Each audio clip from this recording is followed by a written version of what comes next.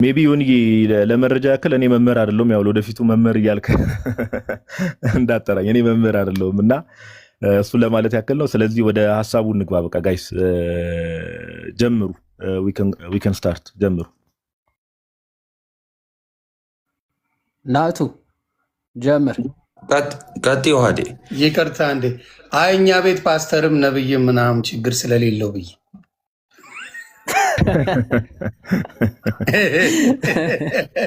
በለመድኩት ሄጄ ነው። ይቅርታ። እኔ ደግሞ ማለት ነው ፓፓ ጋዲሳ ልክ መዳደበና እኔ ዝማሬ ማለት ነው። ከዛ ኮመንት ከስር ደሜ ምን ላይ ነው አላለም፣ አንደኛው ገስት ላይ ነው አላ።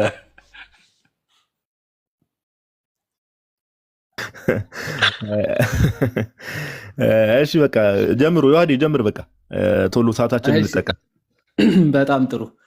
እግዚአብሔር አምላክ በረዳን መጠን አጠር ያለ መጠን ያለ ለሁላችንም የሚሆን የመጽሐፍ ቅዱስ እውነት እግዚአብሔር በገለጸልን መልኩ ለጥቂት ሰዓት እንማማራለን። እግዚአብሔር አምላክ ከሁላችን ጋር ይሁን። እንግዲህ ከትናንትና ጀምሮ እንደተናገርናቸው ሁለቱም ታላላቅ ምስጢራት እግዚአብሔር አምላካችን በግልጽ ካስተማራቸው ትምህርቶች መካከል እንደሆኑ ትናንትም ተናግረን ነበር፣ ምስጢረ ቁርባንና ምስጢረ ጥምቀቱ። ምክንያቱም ያለ እነዚህ ሁለቱ ምስጢራት መዳን በጭራሽ ሊገኝ ስለማይችል ማለት ይህ የአባቶች የታመኑ ትምህርት ነው፣ የክርስቶስም ትምህርቱ ነው። ስለዚህ ክርስቶስ በሚገባ ያስተማራቸው የገለጻቸው፣ ሰው ደግሞ እነዚህ ነገሮች ካላደረገ በጭራሽ ሊድን እንደማይችል ክርስቶስ ራሱ ያስተማረው ትምህርት ነው ጥምቀት ማለት ነው። እና ጥምቀት የሚያስገኛቸው ጸጋዎች በጣም ብዙ ናቸው። መጽሐፍ ቅዱስ ላይ የተጠቀሰ በጣም ብዙ ጥምቀት የሚያስገኛቸው ጸጋዎች በጣም ብዙ መሆናቸው ተገልጿል። ከነዛ መካከል ሪጀነሬሽን ወይም ደግሞ ዳግም ልደትን የምናገኘው በጥምቀት ነው። ክርስቶስ መልበስን በአዳም ምክንያት የተራቆትነውን ራቆታችን የነበርነውን ዳግም ልብስን ወይም ደግሞ ክርስቶስ የሚባለውን ልብስ አዲሱ ልብሳችን ክርስቶስን የምንለብስበት ታላቅ ምስጢር እንደሆነ መጽሐፍ ቅዱስ ይናገራል። የኃጢአት ስርየትን የምናገኘው በጥምቀት ነው። እሱም በሚገባ በመጽሐፍ ቅዱስ ተገልጿል። የኃጢአት ስርየትን ማለት ነው። እነዚህን ሁሉ በመጽሐፍ ቅዱስ የተጠቀሱ ናቸው። ሌሎችም አሉ። ሰው በመጽሐፍ ቅዱስ እነዚህን ፈጠን ብዬ የተወሰኑትን አሳያለሁ፣ የቀሩትን ዲያቆን ናቲ ያሳያል ማለት ነው። እንግዲህ ጌታችን መድኃኒታችን ኢየሱስ ክርስቶስ ስለዚህ ትምህርት አስቀድሞ ምስጢሩን ከመፈጸሙ በፊት ትናንትና አይተን ነበር አይደል? ምስጢረ ቁርባንን ከመፈጸሙ በፊት አስቀድሞ ትምህርቱን ነው ሲያስተምራቸው ዮሐንስ ወንጌል ምዕራፍ 6 አይተን ነበር። ይህም ምስጢርም በተመሳሳይ መንገድ ምስጢሩን ከመፈጸሙ በፊት አስቀድሞ ትምህርቱን አስተምሯል። የት? ዮሐንስ ወንጌል ምዕራፍ 3 ከቁጥር 1 ጀምሮ። ዮሐንስ ወንጌል ምዕራፍ 3 ከቁጥር 1 ጀምሮ እንዲህ ይላል። ከፈሪሳውያንም ወገን የአይሁድ አለቃ የሆነ ኒቆዲሞስ የሚባል አንድ ሰው ነበረ። እርሱም በሌሊት ወደ ኢየሱስ መጥቶ መምህር ሆይ እግዚአብሔር ከእርሱ ጋር ከሆነ በቀር አንተ የምታደርጋቸውን እነዚህ ምልክቶች ሊያደርግ የሚችል የለምና መምህር ሆነ ከእግዚአብሔር ዘንድ እንደመጣህ እናውቃለን አለው ይላል። ይህ ኒቆዲሞስ ሁላችንም እናውቀዋለን። የአይሁዶች አለቃ ነው። ግን አለቅነቱን ፈርቶ መጀመሪያ የአይሁድ አለቃ እንደመሆኑ እንዴት ክርስቶስ ጋር ሄዶ ይማራል እንዳይባል በሌሊት ይማር የነበረ የክርስቶስ ተማሪ ነው ኒቆዲሞስ ማለት ነው። የሌሊት ተማሪ ማለት ይህ ኒቆዲሞስ አንተ ከእግዚአብሔር እንደመጣ እናምናለን ብሎ ሲናገር ክርስቶስ እንዲህ ብሎ ይናገራል። ኢየሱስም መልሶ እውነት እውነት እልሃለሁ ሰው ዳግመኛ ካልተወለደ በቀር የእግዚአብሔር መንግስት ሊያይ አይችልም አለው ይላል። ሰው ምን አለ? እውነት እልሃለሁ ሰው ዳግመኛ ካልተወለደ በስተቀር የእግዚአብሔር መንግስት ሊያይ አይችልም ብሎ ክርስቶስ ተናገረ። አሁን ሰው መጀመሪያ ኦፍኮርስ ሰው እንዴት ነው ድጋሚ ሊወለድ የሚችለው የሚል ለመጀመሪያ ጊዜ ይህን ሀሳብ ሲሰማ ግራ ሊገባው ይችላል። ኒቆዲሞስ ዳግመኛ ልትወለድ ያስፈልግሃል ብሎ ሲናገር ክርስቶስ ምንድን ነው ያሰበው? ድጋሚ ሰው ከሞተ በኋላ ወይም ደግሞ ካረጀ በኋላ ደግሞ ተመልሶ ወደ እናቱ ማህፀን ይመለሳል ማለት ነው የሚል ሀሳብ ነበር የተረዳው ማለት። ስለዚህ ኒቆዲሞስም ምን አለ? ሰው ከሸመገለ በኋላ እንዴት ሊወለድ ይችላል? ሁለተኛ ወደ እናቱ ማህፀን ገብቶ ይወለድ ዘንድ ይችላልን አለው። ስለዚህ የተረዳው መረዳት ልክ ነው ወይስ ልክ አይደለም? አሁን ልክ አይደለም። ትናንትና አይሁዶች የምታስታውሱ ከሆነ እንዴት ይህን ሰው ስጋውን ሊሰጠን ይችላል ሲል ክርስቶስ ቀጥሎ ኦፍኮርስ ስጋዬን ካልበላችሁ ደሜን ካልጠጣችሁ በራሳችሁ ሕይወት የላችሁም ሲል እንመለከታለን። ኒቆዲሞስ ግን እዚህ ጋር አሃ ወደ እናቴ ማፀን ድጋሚ ልመለስ ነው ማለት ነው የሚለው መረዳት ትክክል አይደለም አይደል? ስለዚህ ክርስቶስ አዎ ትመለሳለህ ወደ እናት ማፀን አይደለም የሚለው ትክክል አይደለም መረዳቱ። ክርስቶስ ያርመዋል መረዳቱን። ምን ብሎ ኢየሱስም መለሰ ምን ብሎ እንዲህ ሲል እውነት እውነት እልሃለሁ ሰው ከውሃና ከመንፈስ ካልተወለደ በቀር ወደ እግዚአብሔር መንግስት ሊገባ አይችልም አለው።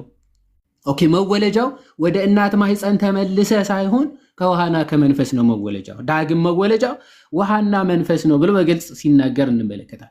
ከስጋ የተወለደ ስጋ ነው፣ ከመንፈስ የተወለደ ግን ምንድነው? መንፈስ ነው ይላል።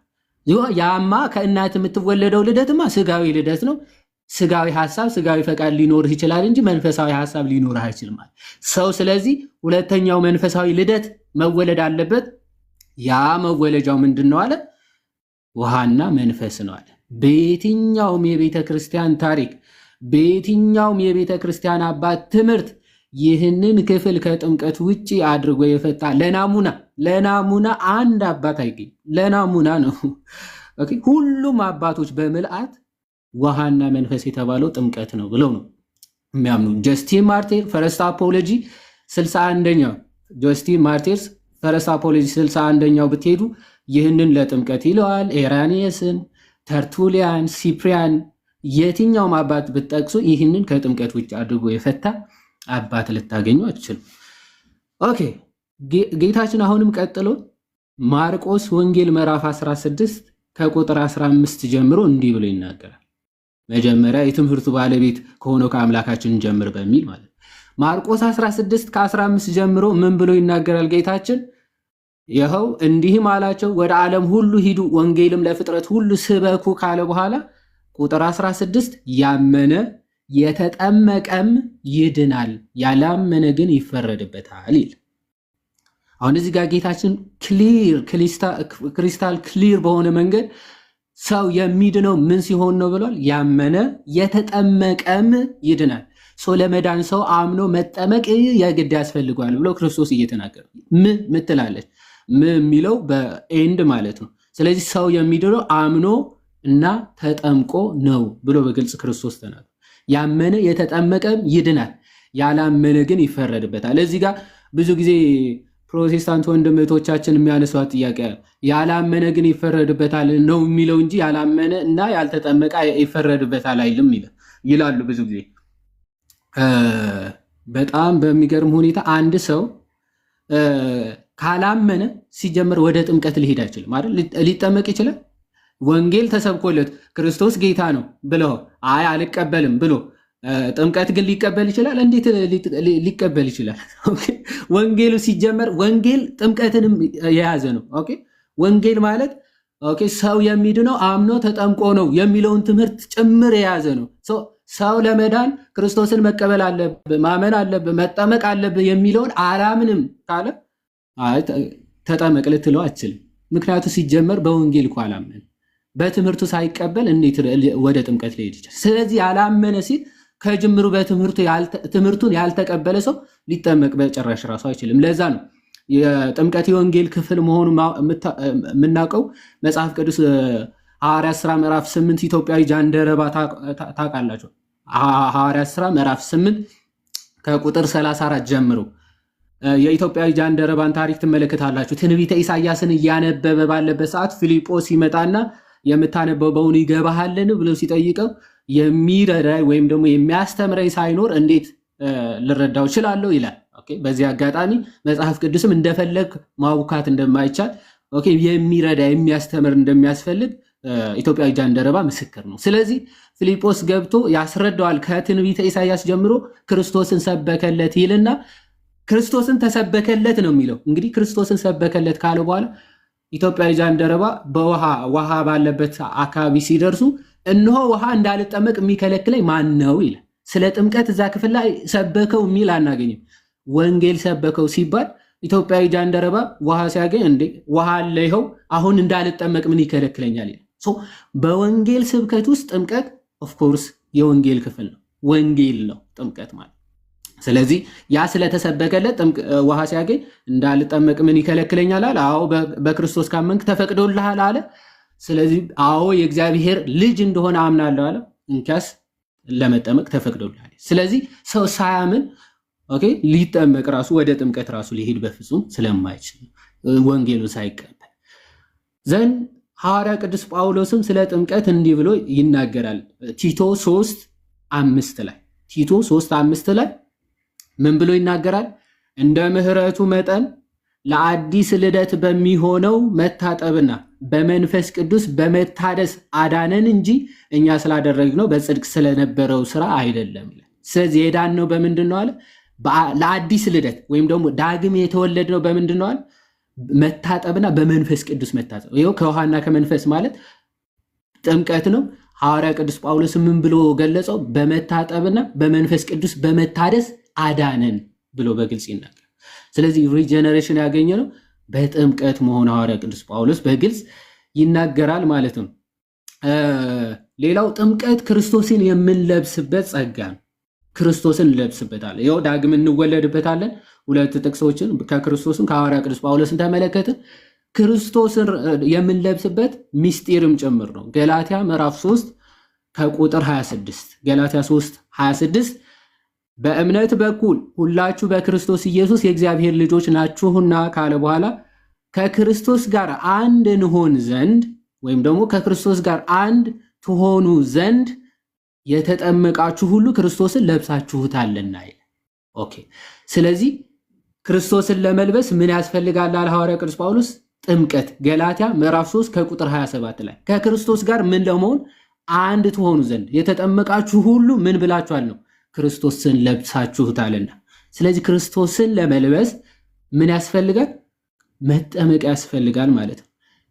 ክርስቶስን ለመልበስ ከተጠመቅን ደግሞ አንድ አካል ወይም ደግሞ ይሄ በዘር መከፋፈል ሴት ወንድ የሚባለው በጭራሽ ይጠፋል ማለት ነው። አንድ የክርስቶስ ስጋ ወይም አንድ የክርስቶስ አካል እንሆናለን። እዛው ቁጥር 28 ላይ አይሁዳዊ ወይም የግሪክ ሰው የለም ይላል። አይሁዳዊ የግሪክ ሰው የሚባል የለም፣ ባሪያ ወይም ጨዋ ሰው የለም፣ ወንድም ሴትም የለም፣ ሁላችሁ በክርስቶስ ኢየሱስ አንድ ሰው ናችሁና። ኦኬ። ሁላችን በክርስቶስን ከለበስን የሚታየው ወይም ደግሞ የሁላችን መገለጫ የሁላችን መታያ ማን ነው የሚሆነው ማለት ነው? ክርስቶስ ይሆናል። በክርስቶስ አካል ብልት ስር እንጠቃለላለን ሁላችንም ማለት ነው። ስንጠመቅ ክርስቶስን እንለብሳለን፣ የክርስቶስ አካል እንሆናለን። ስለዚህ አይሁድ የለም፣ የግሪክ ሰው የለም፣ ባሪያ የለም፣ ጨዋ የለም፣ ወንድ የለም፣ ሴት የለም፣ ሁላችሁ በክርስቶስ ስንት ናችሁ? አንድ ሰው ናችሁ ካለ በኋላ እናንተም የክርስቶስ ከሆናችሁ ይላል። ይኸው ተጠምቃችሁ ክርስቶስን ከለበሳችሁ እዛው ቀጥለው 29 ማለት ነው። እናንተ የክርስቶስ ከሆናችሁ አለ እንኪያስ የአብርሃም ዘር እንደ ተስፋው ቃል ወራሾች ናችሁ። ስለዚህ የክርስቶስ ደግሞ ከሆናችሁ ክርስቶስን ለብሳችሁ የክርስቶስ ከሆናችሁ በቃ የተስፋው ቃል ደግሞ እንደ ተስፋው ቃል ደግሞ የአብርሃም ዘር ናችሁ ማለት ነው። ስለዚህ ደግሞ ወራሾችም ጭምር ናችሁ ማለት ነው። ጥምቀት ለድህነት በጣም መሰረታዊ ነገር ነው። የክርስቶስ አካል የምትሆንበት ክርስቶስን የምትለብስበት የአብርሃም ዘር ተብለ እንደ ተስፋው ቃል ለመቆጠር የግድ መጠመቅ ያስፈልጋል። አለበለዚያ ክርስቶስን ሳትለብስ ዳግም ሳትወለድ ኦኬ እንደ ተስፋ ቃል ዘር ሆነ ሳትቆጠር መዳን የሚባል በጭራሽ አይታሰብ። ኦኬ መዳን የሚባል በጭራሽ ሊታሰብ አይችልም። በብሉይ ኪዳን ሁላችንም የእግዚአብሔር ሕዝብ ለመሆን የግዴታ መገረዝ ያስፈልጋል ብሎ እግዚአብሔር አምላክ ቃል ኪዳን ሰጥቷቸው ነበር አይደል? ኦሪት ዘፍጥረት ምዕራፍ 17 ከቁጥር 8 ጀምሮ ስትመለከቱ ኦኬ ኦሪት ዘፍጥረት ምዕራፍ 17 ከቁጥር 8 ጀምሮ ስትመለከቱ በእናንተና በእኔ መካከል ለዘላለም የሚቆመው ቃል ኪዳኔ ይህ ነው ብሎ እግዚአብሔር አምላክ ለአብርሃም ቃል ኪዳን ይገባለትና የወንድ ሸለፈት ሁሉ ይገረዝ ይላል አይደል? የእግዚአብሔር ሕዝብ ተብሎ ለመቆጠር መገረዝ የግድ ያስፈልጋል ይልና ያልተገረዘች ነፍስ ግን ተለይታ ትጥፋ ይላል። ያልተገረዘች ነፍስ ተለይታ ትጥፋ ብሎ እግዚአብሔር አምላክ ይናገራል። ይህ በብሉይ ኪዳን መገረዝ ተብሎ ለአብርሃም የተሰጠው ቃል ኪዳን ባይዘወይ ጥላ ነው፣ ፍጻሜ ያለው የሚጠብቀው ፍጻሜ ያለው። ያንን ፍጻሜው የምናገኘው በምንድነው? ጥምቀት ነው። ኦፍኮርስ የጥምቀት ጥላ ነው ግርዘት። እኛንን ያለው ሐዋርያ ቅዱስ ጳውሎስ ነው ያለው። የት? ቆላሲስ መልእክቱ ምዕራፍ 2 ከቁጥር 11 ቆላሲስ መልእክት ምዕራፍ 2 ከቁጥር 11 እንዲህ ይላል፣ የሥጋንም ሰውነት በመገፈፍ በክርስቶስ መገረዝ በእጅ ባልተደረገ መገረዝ በእርሱ ሆናችሁ ደግሞ ተገረዛችሁ ይላል። ተመልከቱ፣ ለአብርሃም የተሰጠው ቃል ኪዳን እንዲሁ በመና የጠፋ አይደለም፣ በአማናዊው ግርዘት ተተክቷል። ሐዋርያ ቅዱስ ጳውሎስ በስጋ ወይም በእጅ የተደረገ መገረዝ አይደለም የተገረዛችሁት ይልና በክርስቶስ በሆነ መገረዝ ተገርዛችኋል ይላል።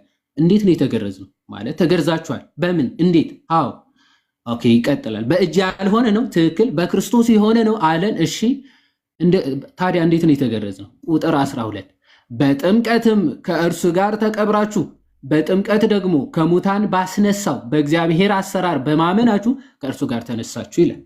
በቃ አማናዊው ግርዘት ለአብርሃም የተሰጠው እውነተኛ ግርዘት ለካ ጥምቀት ነው። ምክንያቱም በጥምቀት ምን ብላችኋል? ከእርሱ ጋር ተቀብራችሁ። አየህ፣ ግርዘት ማለት የስጋን ሸለፈት ቆርጦ መጣል አይደለ? ጥምቀት የሚያደርገው እሱ ነው። የኃጢአት ሰውነት ቆርጦ ይጥላል። ለዛ ነው በጥምቀት ከእርሱ ጋር ተቀብራችሁ። አሮጌ ሰውነት፣ የኃጢአት ሰውነት ይቀበራል፣ ይወገዳል። በጥምቀት ደግሞ በዚያው በጥምቀት ደግሞ ምን? ከሙታን ባስነሳው በእግዚአብሔር አሰራር በማመናችሁ ከእርሱ ጋር ተነሳችሁ ይላል።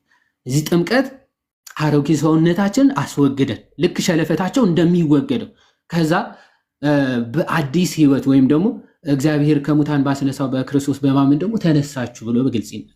ጥምቀት ምንድነው?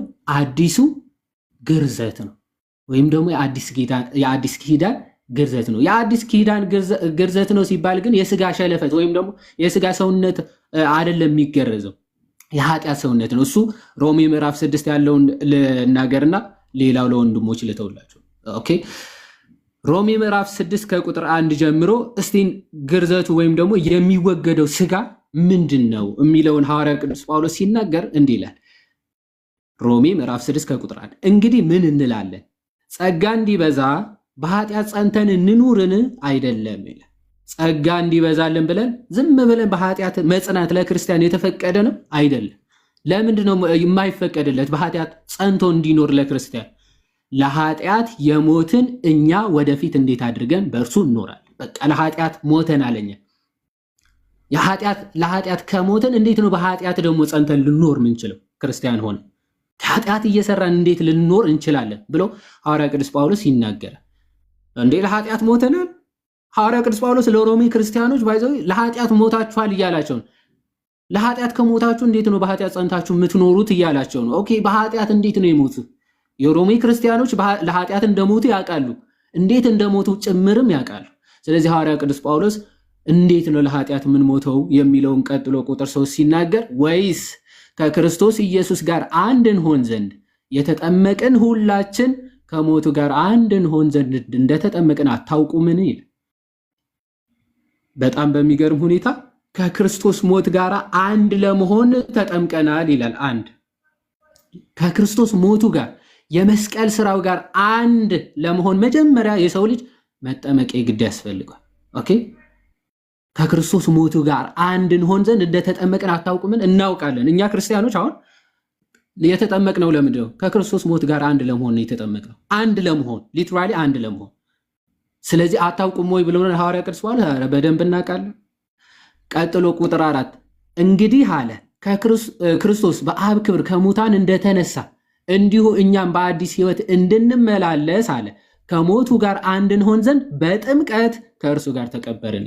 አሁን በጥምቀት ሞትን አለ ከክርስቶስ ጋር፣ አሁን ደግሞ በጥምቀት ተቀበርን አለ። ማይ ብራዘር፣ ለኃጢአት ካልሞትን ከክርስቶስ ሞት ጋር አንድ ካልሆንን እንዴት ነው መዳር ራሱ ሊገኝ የሚችለው? የክርስቶስ ስራ በከንቱ ማባከን እኮ። ክርስቶስ የሞተው እኮ እንዲሁ አይደለም። እኛም ከሞቱ ጋር አንድ ለመሆን እኮ ነው የሞተው ክርስቶስ ማለት። ስለዚህ ምን አለ? ከሞቱ ጋር በጥምቀት አንድ ሆናችሁ አለ። ቀጥሎ ከመቀበር ወይም ደግሞ ለመቀበር ደግሞ በጥምቀት ተቀበርን ከእርሱ ጋር። ስለዚህ ከሞትን በጥምቀት ከተቀበርን በጥምቀት መነሳት አይጠበቅብንም? ነው ሞተን ነው የምንቀረው? አይደለም፣ መነሳት ይጠበቅብናል። በምንድን ነው የምንነሳው? 5 ሞቱን በሚመስል ሞት ከእርሱ ጋር ከተባበርን ትንሣኤውን በሚመስል ትንሣኤ ደግሞ ከእርሱ ጋር እንተባበር። ሰው በክርስቶስ ሞቱን የሚመስል ሞት ከሞተ መቃብሩን የሚመስል መቃብር ከተቀበረ ትንሣኤውን የሚመስል ትንሣኤ ደግሞ ሊነሳ የግድ ነው። ስለዚህ በሞቱ በመቀበሩ ከተባበርን አንድ ከሆን በትንሣኤው ደግሞ ልንተባበር የግድ ነው ካለ በኋላ ቁጥር 6 ከእንግዲህስ ወዲያ ለኃጢአት እንዳንገዛ የኃጢአት ሥጋ ይሻር ዘንድ አሮጌው ሰዋችን ከእርሱ ጋር እንደተሰቀለ እናውቃለን፣ የሞተስ ከኃጢአቱ ጸድቋለን። ስለዚህ ሐዋርያ ቅዱስ ጳውሎስ ሞተናል ተቀብረናል እያለ ሲናገር ስለ የትኛው ምን አይነት ሞት ነው ብሎ ሲናገር ምን አለ? በጥምቀት የሞት ነው፣ በጥምቀት የተቀበር ነው እና የተነሳ ነው ምንድን ነው አለ?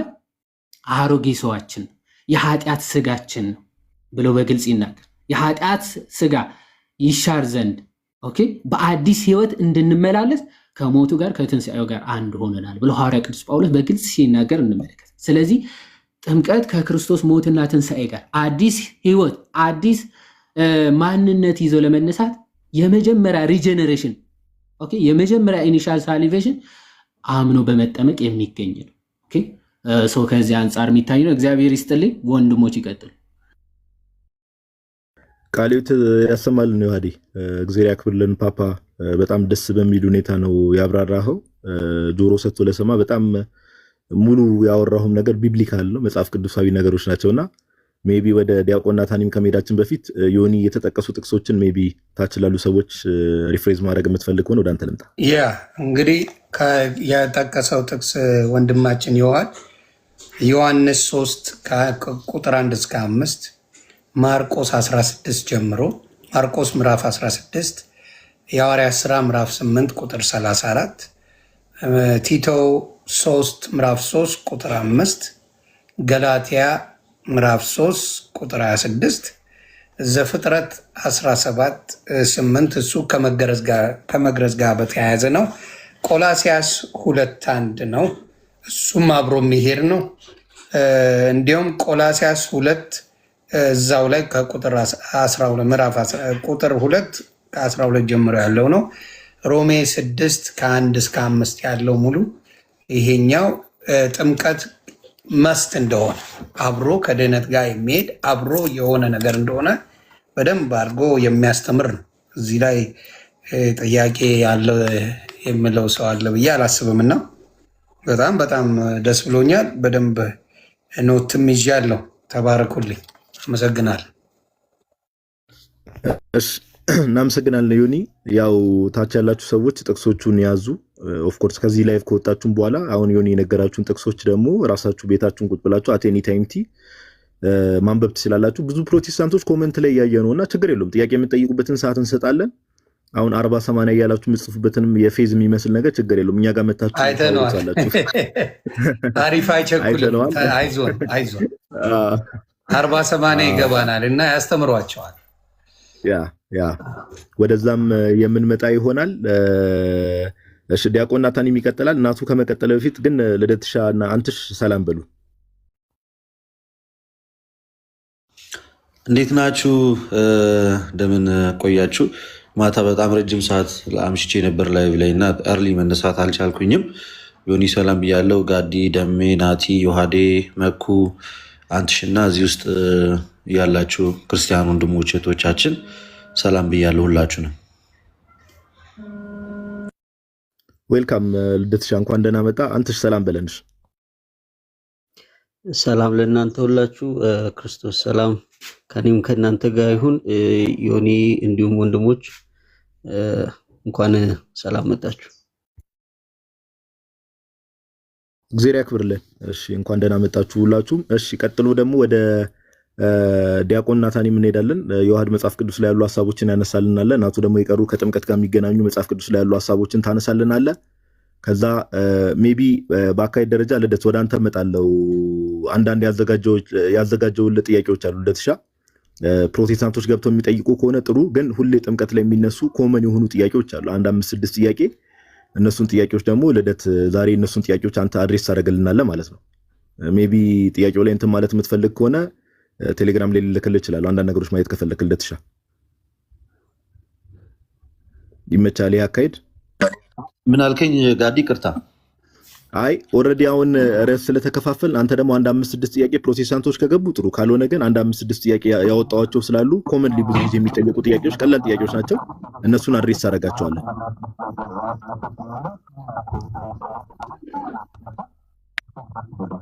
እሺ አክቹሊ እኔ ኢንፋንት ባፕቲዝም ላይ ነበር ሞር ሬዲ ሆንኩት፣ ህፃናት ጥምቀት ላይ። ናይስ። እንደዛ ከሆነ በቃ እንደዚህ እናደርጋለን። ናቱ ይጨርስና አንተ ወደ ይሰማል። ቀይ እያበራበት ነው።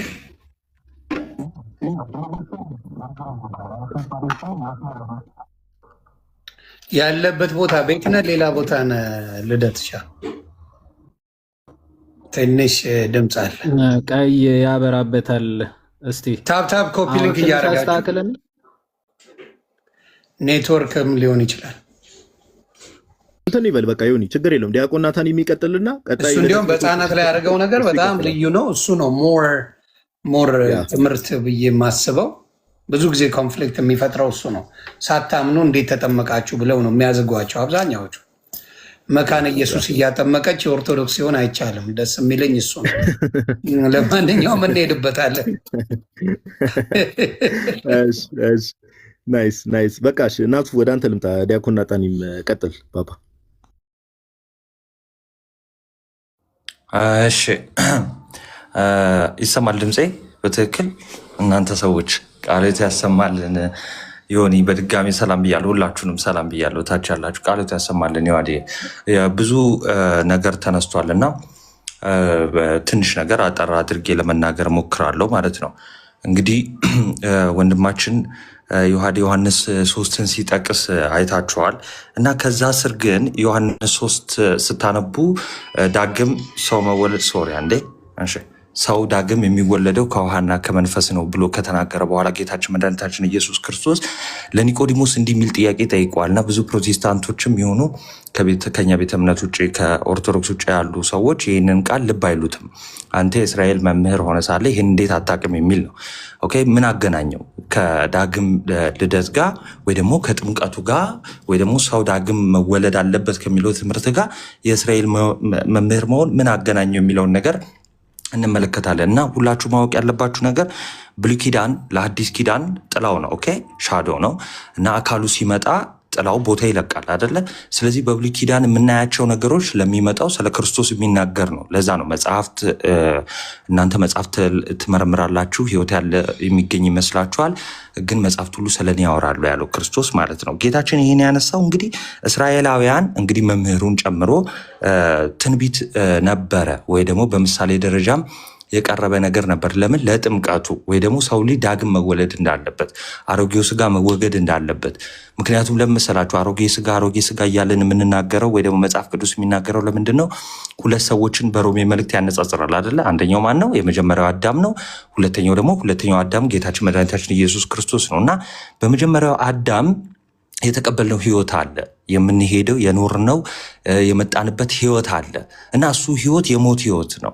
ኦኬ በኃጢአት ውስጥ ያለ በሞት ውስጥ የምንመላለስበት የኃጢአት ተገዥ ሆነን የምንኖርበት ህይወት ነው።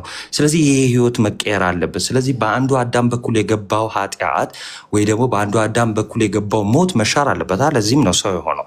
ስለዚህ ይህንን የጌታችን መድኃኒታችን የኢየሱስ ክርስቶስን መምጣት የሚጠባበቁ አይሁዳውያን፣ እስራኤላውያን በታላቅ ተስፋ የሚጠብቁት አንድ ትንቢት አለ፣ በትንቢት የተነገረ እሱም ትንቢተ ሕዝቅኤል ምዕራፍ 11-19 ላይ በትእዛዜም ይሄዱ ዘንድ ፍርዴንም ይጠብቁና ያደርጉ ዘንድ አንድ ልብ እሰጣችኋለሁ፣ በውስጣቸውም አዲስ መንፈስ እሰጣለሁ ይላል። አዲስ መንፈስ የተባለው ማን ነው? መንፈስ ቅዱስ ነው። መንፈስ ቅዱስን እንግዲህ የተቀበሉት በክርስቶስ ነው አይደለ?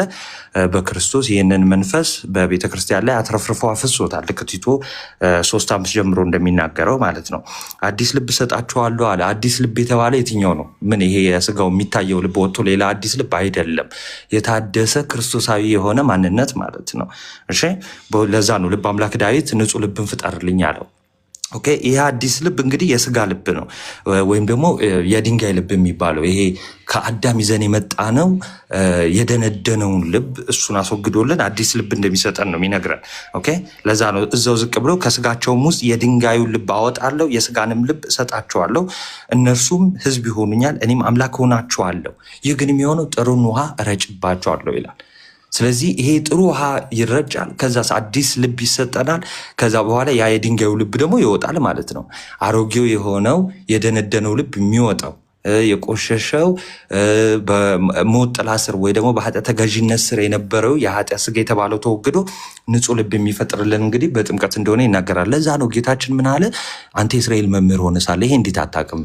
ስለዚህ ሰው ልጆች እኮ ምን እያለው ነው? የሰው ልጅ እኮ እንደ አዲስ መፈጠር አለበት፣ ንጹህ መረጨት አለባቸው ይላል። ኦኬ ይሄንን ትንቢተ ሕዝቅኤል 11:19 ይህንን ንጹህ መረጨት የሚለውን ጥምቀት እንደሆነ በዚሁ ከቅዱስ ጳውሎስ ላሳያችሁ ማለት ነው። በዚህ በዕብራውያን 9 ላይ 19 ላይ የሙሴን ታሪክ ያነሳል። ኦኬ ታሪኩን ከፈለጋችሁ ዘጸአት 25 ካልተሳሳትኩ እዛ ላይ ያለ ዘጸአት 25 ላይ ያለ ደስ የሚል ታሪክ ነውና እግዚአብሔር ከህዝቡ ጋር የገባውን ኪዳን ለሙሴ እንግዲህ ከሙሴ ጋር ከተነጋገረ በኋላ ሙሴ ለህዝቡ ይናገራልና እንግዲህ እግዚአብሔር እንዲያርጉ ብሏል፣ እንዲህ ብታረጉ በመንገድ ትሄዳላችሁ ብሏል የሚለውን ትእዛዝ ይናገርና ሙሴ ትእዛዝን ሁሉ ከተናገረ በኋላ ምን አረገ? ለህዝቡ ከተናገረ በኋላ የጥጃ እና የፍየል ደም እንግዲህ በብሉይ ኪዳን እንደሚታወቀው የእንስሳ መስዋዕት ነው ለኃጢአት ስርየት የሚቀርበው አይደለ? ልብ በሉ የእንስሳው ወይ የጥጃውና የፍየሉን ደም ከምን ጋር ያደርጋል? ከውሃ ጋር ያደርግና ሁሉ ምሳሌነቱ ለአዲስ ኪዳን ስለሆነ በትክክል ስሙ። እሺ የእንስሳውን ደም ከውሃ ጋር ያደርግና ምን ያደርጋል? በሂሶጵ ወይም ደግሞ ይሄ የበግ ፀጉር የሚባል አለ። ሂሶጵ ደግሞ የሚባለው እንደ ሳር ነገር ነው። ህዝቡ ላይ ይረጫል። ኦኬ ህዝቡ ላይ ብቻ አይደለም፣ መጽሐፉ ላይ ይረጫል። መጽሐፉ ላይ ብቻ አይደለም፣ ድንኳኑ ላይ ወይ ደግሞ ተበርናክል የምንለው ቤተ መቅደስ ላይ ይረጫል። ምንና ምኑን? የእንስሳውን ደምና በውሃ አብሮ ቀላቅሎ ማለት ነው። ኦኬ እንግዲህ የኪዳኑ ደም እግዚአብሔር ያዘዘላችሁ ይሄ ነው ብሎ ሙሴ ረድቶ ነበረ። ኦኬ አዲስ ኪዳን ላይ እንምጣ። እንግዲህ ይሄ ለአዲስ ኪዳን ለክርስቶስ ምሳሌ ነው ተብሏል። ኦኬ አዲስ ኪዳን ላይ ጌታችን መድኃኒታችን ኢየሱስ ክርስቶስ የአዲስ ኪዳን ደሜ እና ስጋዬ ብሎ ማቴዎስ 26 ላይ ሲሰጥ አይተናል አይደለ? ስለዚህ የአዲስ ኪዳኑ ደም ክርስቶስ ነው አሁን። ኦኬ ከዛን ዮሐንስ 19 ላይ እንደምንመለከተው ጌታችን በመስቀል ላይ ከውሃ ጋር የተቀላቀለ ደም ወጥቶታል ከጎኑ። ልብ በሉ እንዴት እንደሚገናኝ ማለት ነው። እሺ ያ የአዲስ ኪዳን ደሙ ነው። በመስቀል በጎኑ ሲወጋ ከጎኑ ምን ወጥቷል? ደምና ውሃ ወጥቷል ማለት ነው። ቅዱስ ዮሐንስ አፈወርቅ ይህን ክፍል ዮሐንስ 19 ያዘ ያደረግና ምን ይላል ሲያስተምር? ልብ በሉ ውሃ መውጣቱ እንዳጋጣሚ አይደለም፣ ይልቁንስ እኛ በውሃው ተጠምቀን በደሙ ነስተን የኪዳን ልጆች ወይ ደግሞ የቤተክርስቲያን ልጆች የምንሆንበት ነው ይላል ማለት ነው። ስለዚህ የውሃው ጥቅም ምንድን ነው ይታያቸዋል። ልክ በሙሴ ጊዜ ኦኬ መጽሐፉ ላይ ድንኳኑ ላይ ቤተ መቅደሱ ላይ ማለት ነው። ድንኳኑ የሚባለው ቤተ መቅደስ ነው። ቤተ መቅደሱ ላይ ውሃና ደም የእንስሳ ረጭቷል። እነዚህ የእንስሳ ደምና ውሃ ደግሞ ሕሊናን ወይ ደግሞ ኃጢአትን ሊያስወግዱ አይቻላቸው ማለት። ስለዚህ አሁን በአዲስ ኪዳን አለ ሐዋርያው ቅዱስ ጳውሎስ የሙሴን ጠቀሰና ምዕራፍ ማን ነው እዛው አንድ ምዕራፍ ዝቅ ብላችሁ ምን አለ መሰለ 19 ላይ ምዕራፍ 10 ቁጥር 19 ዕብራውያን ማለት ነው። እንግዲህ ወንድሞች ሆይ አሁን በመረቀልን በአዲስና በሕያው መንገድ ወደ ቅድስ በኢየሱስ ደም በመገረጃው ማለትም በስጋው በኩል እንድንገባ ድፍረት አለን ካለ በኋላ ከክፉ ሕሊና ለመንጻት ልባችንን ተረይተን ሰውነታችንን በጥሩ ውሃ ታጥበን በተረዳንበት እምነት በቅን ልብ እንቅረብ ይላል። ይኸውላችሁ የክርስቶስን ያንን ማዳን በመስቀል ላይ ጎኑ ሲወጋ የፈሰሰውን ደምና ውሃ በመንፈስ ቅዱስ አማካኝነት የምንረጨው በምንድን ነው? በጥምቀት ይሆናል ማለት ነው። አሁን ቅዱስ ዮሐንስ አፈወርቅ ይህን ያዝ ያደርግና መጽሐፍ የተባለው ምንድን ነው? ቤተ መቅደስ የተባለው ምንድን ነው? እኛ አይደለን እንዲያል። መጽሐፍ የተባለው የታደሰው አይምሯችን አይደል እንዲያል። ኦኬ ሂሶጵ አያስፈልግም አሁን አለ። ሳር ወይም ደግሞ የፍየል ፀጉር አያስፈልግም። ለምን? ፊዚካል የሆነ አይደለም። የክርስቶስ ደም እንዲያየ ነው የሚረጭብን አይደለም። አሁን በመንፈስ ቅዱስ አማካኝነት ነው። ስለዚህ በዘመናት ውስጥ የክርስቶስን ያንን ደም ወይ ደግሞ የአዲስ ኪዳኑን ደም ኦኬ በእኛ ልብ ላይ የሚረጨው መንፈስ ቅዱስ በምን በኩል ነው? በጥምቀት በኩል ነው። ሐዋርያው ቅዱስ ጳውሎስ ምን አለ እንዳትረሱ? ከክፉ ሕሊና ለመንጻት አለ። ሕሊና የሚለው እንዳትረሱ። አንደኛ ጴጥሮስ ምዕራፍ 3 ላይ ሲናገር ስለ ጥምቀት ይህ ጥምቀት አለ። አንደኛ ጴጥሮስ ምዕራፍ 3 21 ይህ ጥምቀት እድፍን ለማስወገድ አይደለም፣ ይልቁንስ በጎ ህሊናን ለማግኘት ነዋል። ወይ ደግሞ ለእግዚአብሔር የበጎ ህሊና ልመና ነዋል። በጎ ህሊና የሚለው ይሄ ነፍሳችንን፣ ማንነታችንን፣ የጎሰቆለውን ማንነታችንን የሚያጸዳለን ነው። ለዛ ነው ሐዋርያው ቅዱስ ጳውሎስ ከክፉ ህሊና ለመንጻት ልባችን እንረጫል። ይህንን አባቶች ይዘው ጥምቀት እንደሆነ ያስረዳሉ ማለት ነው። እዛው ዝቅ ብሎ አንድ ቃል አለ። ብዙ ጊዜ ሰዎች መናፍቃንም የሆኑ የሚናገሩት ነገር አለ። ለምሳሌ ብርሃን በርቶልኛል ሲሉ ሰምታችሁ ታውቃላችኋ? ብርሃን መብራት ምን ማለት ነው? ኢንላይትን መሆን ማለት ምን ማለት ነው? በነገራችን ላይ እነሱ እንዳጣመሙት አይደለም እና የእሱ ተቃራኒ ነው፣ የማጠብቁት ነው። ምንድነው ጥምቀት መጠመቅ ማለት ነው? ዕብራውያን 6:4 ብርሃን የበራላቸው የሚለው ዕብራውያን 10:33 ብርሃን ከበራላችሁ በኋላ የሚለው ጥምቀት ከተጠመቃችሁ በኋላ ማለት ነው። ጥምቀት እንግዲህ ከመጀመሪያውም ጀምሮ የነበሩ አባቶች፣ የመጀመሪያው ክፍለ ዘመን ከዛም ጀምሮ የነበሩ አባቶች በእነሱ ዘንድ የብርሃን ገንዳ ተብሎ ሁሉ ይጠራል። ጥምቀት ራሱ ለምን ኢንላይትን የምንሆንበት ብርሃኑን የምናገኝበት ሳክራመንት ስለሆነ ነው፣ ምስጢር ስለሆነ ነው። ስለዚህ ሐዋርያው ቅዱስ ጳውሎስ በመጽሐፎች ብርሃን ብርሃን ብርሃን ሲል ምን እያለ ነው? ጥምቀትን ኢንዲኬት እያደረገ ነው። ኦኬ፣ ሰዎች ብርሃን የሚበራላቸው ከጨለማ ወደ ብርሃን የሚመጡበት ታላቅ የሆነ ስጦታን ጸጋን የሚቀበሉበት ምስጢር ስለሆነ ይሄንን ተናግረዋል ማለት ነው። ስለዚህ ቅድም እንደተነሳው ሮሜ 6 ላይ ሰው ልጅ በአጠቃላይ ያንን የክርስቶስን ማዳን ማግኘት አለበት ለመዳን። ኦኬ፣ ለዛ ነው እዚሁ ላይ ዕብራውያን 9:23 ላይ እንግዲህ በሰማያት ያሉትን የሚመስለውን ነገር በዚህ ሊነጻ እንጂ በሰማይ ያሉት ራሳቸው ከእርሱ ይልቅ በሚበልጥ መስዋዕት ሊነጹ የግድ ነበር ተባለ። ኦኬ፣ የነበረ መስዋዕት ነበረ ለኃጢአት የሚቀርብ፣ ያንን እንደዚሁ ፊዚካሊ ያገኙታል፣ ይሰዋሉ። ኦኬ፣ ከዛ በኋላ ግን ሊያነጻም አይችልም፣ ህሊናቸው ሊያነጻ አይችልም። በአዲስ ኪዳን ምንድን ነው? ጌታችን መድኃኒታችን ኢየሱስ ክርስቶስ መጣና ህሊናን እንኳን ማንጻት የሚችል መስዋዕት አቀረበ። ስለዚህ ይህንን መስዋዕት ደግሞ በልባችን መረጨት አለበት። ስለዚህ እሱ ደግሞ የሚሆነው እንዴት ነው? በሚታየው ውሃ የማይታየውን ጸጋ የምንቀበልበት በጥምቀት ስለሚሆን ነው። ስለዚህ ታላቅ የሆነ መስዋዕትን አቅርቦልናል። ያንን መስዋዕት ደግሞ በዘመናት ውስጥ ጌታችን መድኃኒታችን ኢየሱስ ክርስቶስ ያቀረበልንን መስዋዕት መንፈስ ቅዱስ በእያንዳንዳችን ልብ ወይ ደግሞ ድንኳን በተባለው ሙሴ በድንኳኑ ረይቶ የለ ያንን ውሃና ደም፣ አሁን ደግሞ በእያንዳንዳችን ቤተ መቅደስ ተብለናል። 2 ቆሮንቶስ ምዕራፍ 6 ስናይ ማለት ነው እኛ ቤተ መቅደስ ተብለናል። በእያንዳንዳችን ድንኳን በተባለን በቤተ መቅደስ በእያንዳንዳችን ላይ መንፈስ ቅዱስ ያንን የክርስቶስን ደም የሚረጨው በምን በኩል ነው? በጥምቀት በኩል ይሆናል ማለት ነው። ኦኬ፣ በጥምቀት በኩል ይሆናል። ስለዚህ እዚህ ክፍል ላይ ጥምቀት ነው የሚያድነው እንዴ ክርስቶስ ነው የሚያድነው የሚል ነገር ይነሳል። ይህንን በጥያቄ ራሳችሁ ስንመለስ እምነት ነው የሚያድነው ክርስቶስ ነው እንደማለት ነው። ኦኬ፣ የክርስቶስ የማዳኑን ስራ በአጠቃላይ ጥምቀትን ስትረዱት ምን እንዳርጋችሁ መውሰድ ያለባችሁ፣ የክርስቶስን ያንን ታላቅ የሆነ የማዳንን ስራ ምን ማለት አለብን? ማግኘት አለብን። የክርስቶስ የማዳን ስራ ምንድነው? ሞቱን፣ መቀበሩን፣ መነሳቱን፣ ትንሣኤውን ነው። ኦኬ፣ እነዚህ ነገሮች ያስፈልጉናል እኛ አይደለ?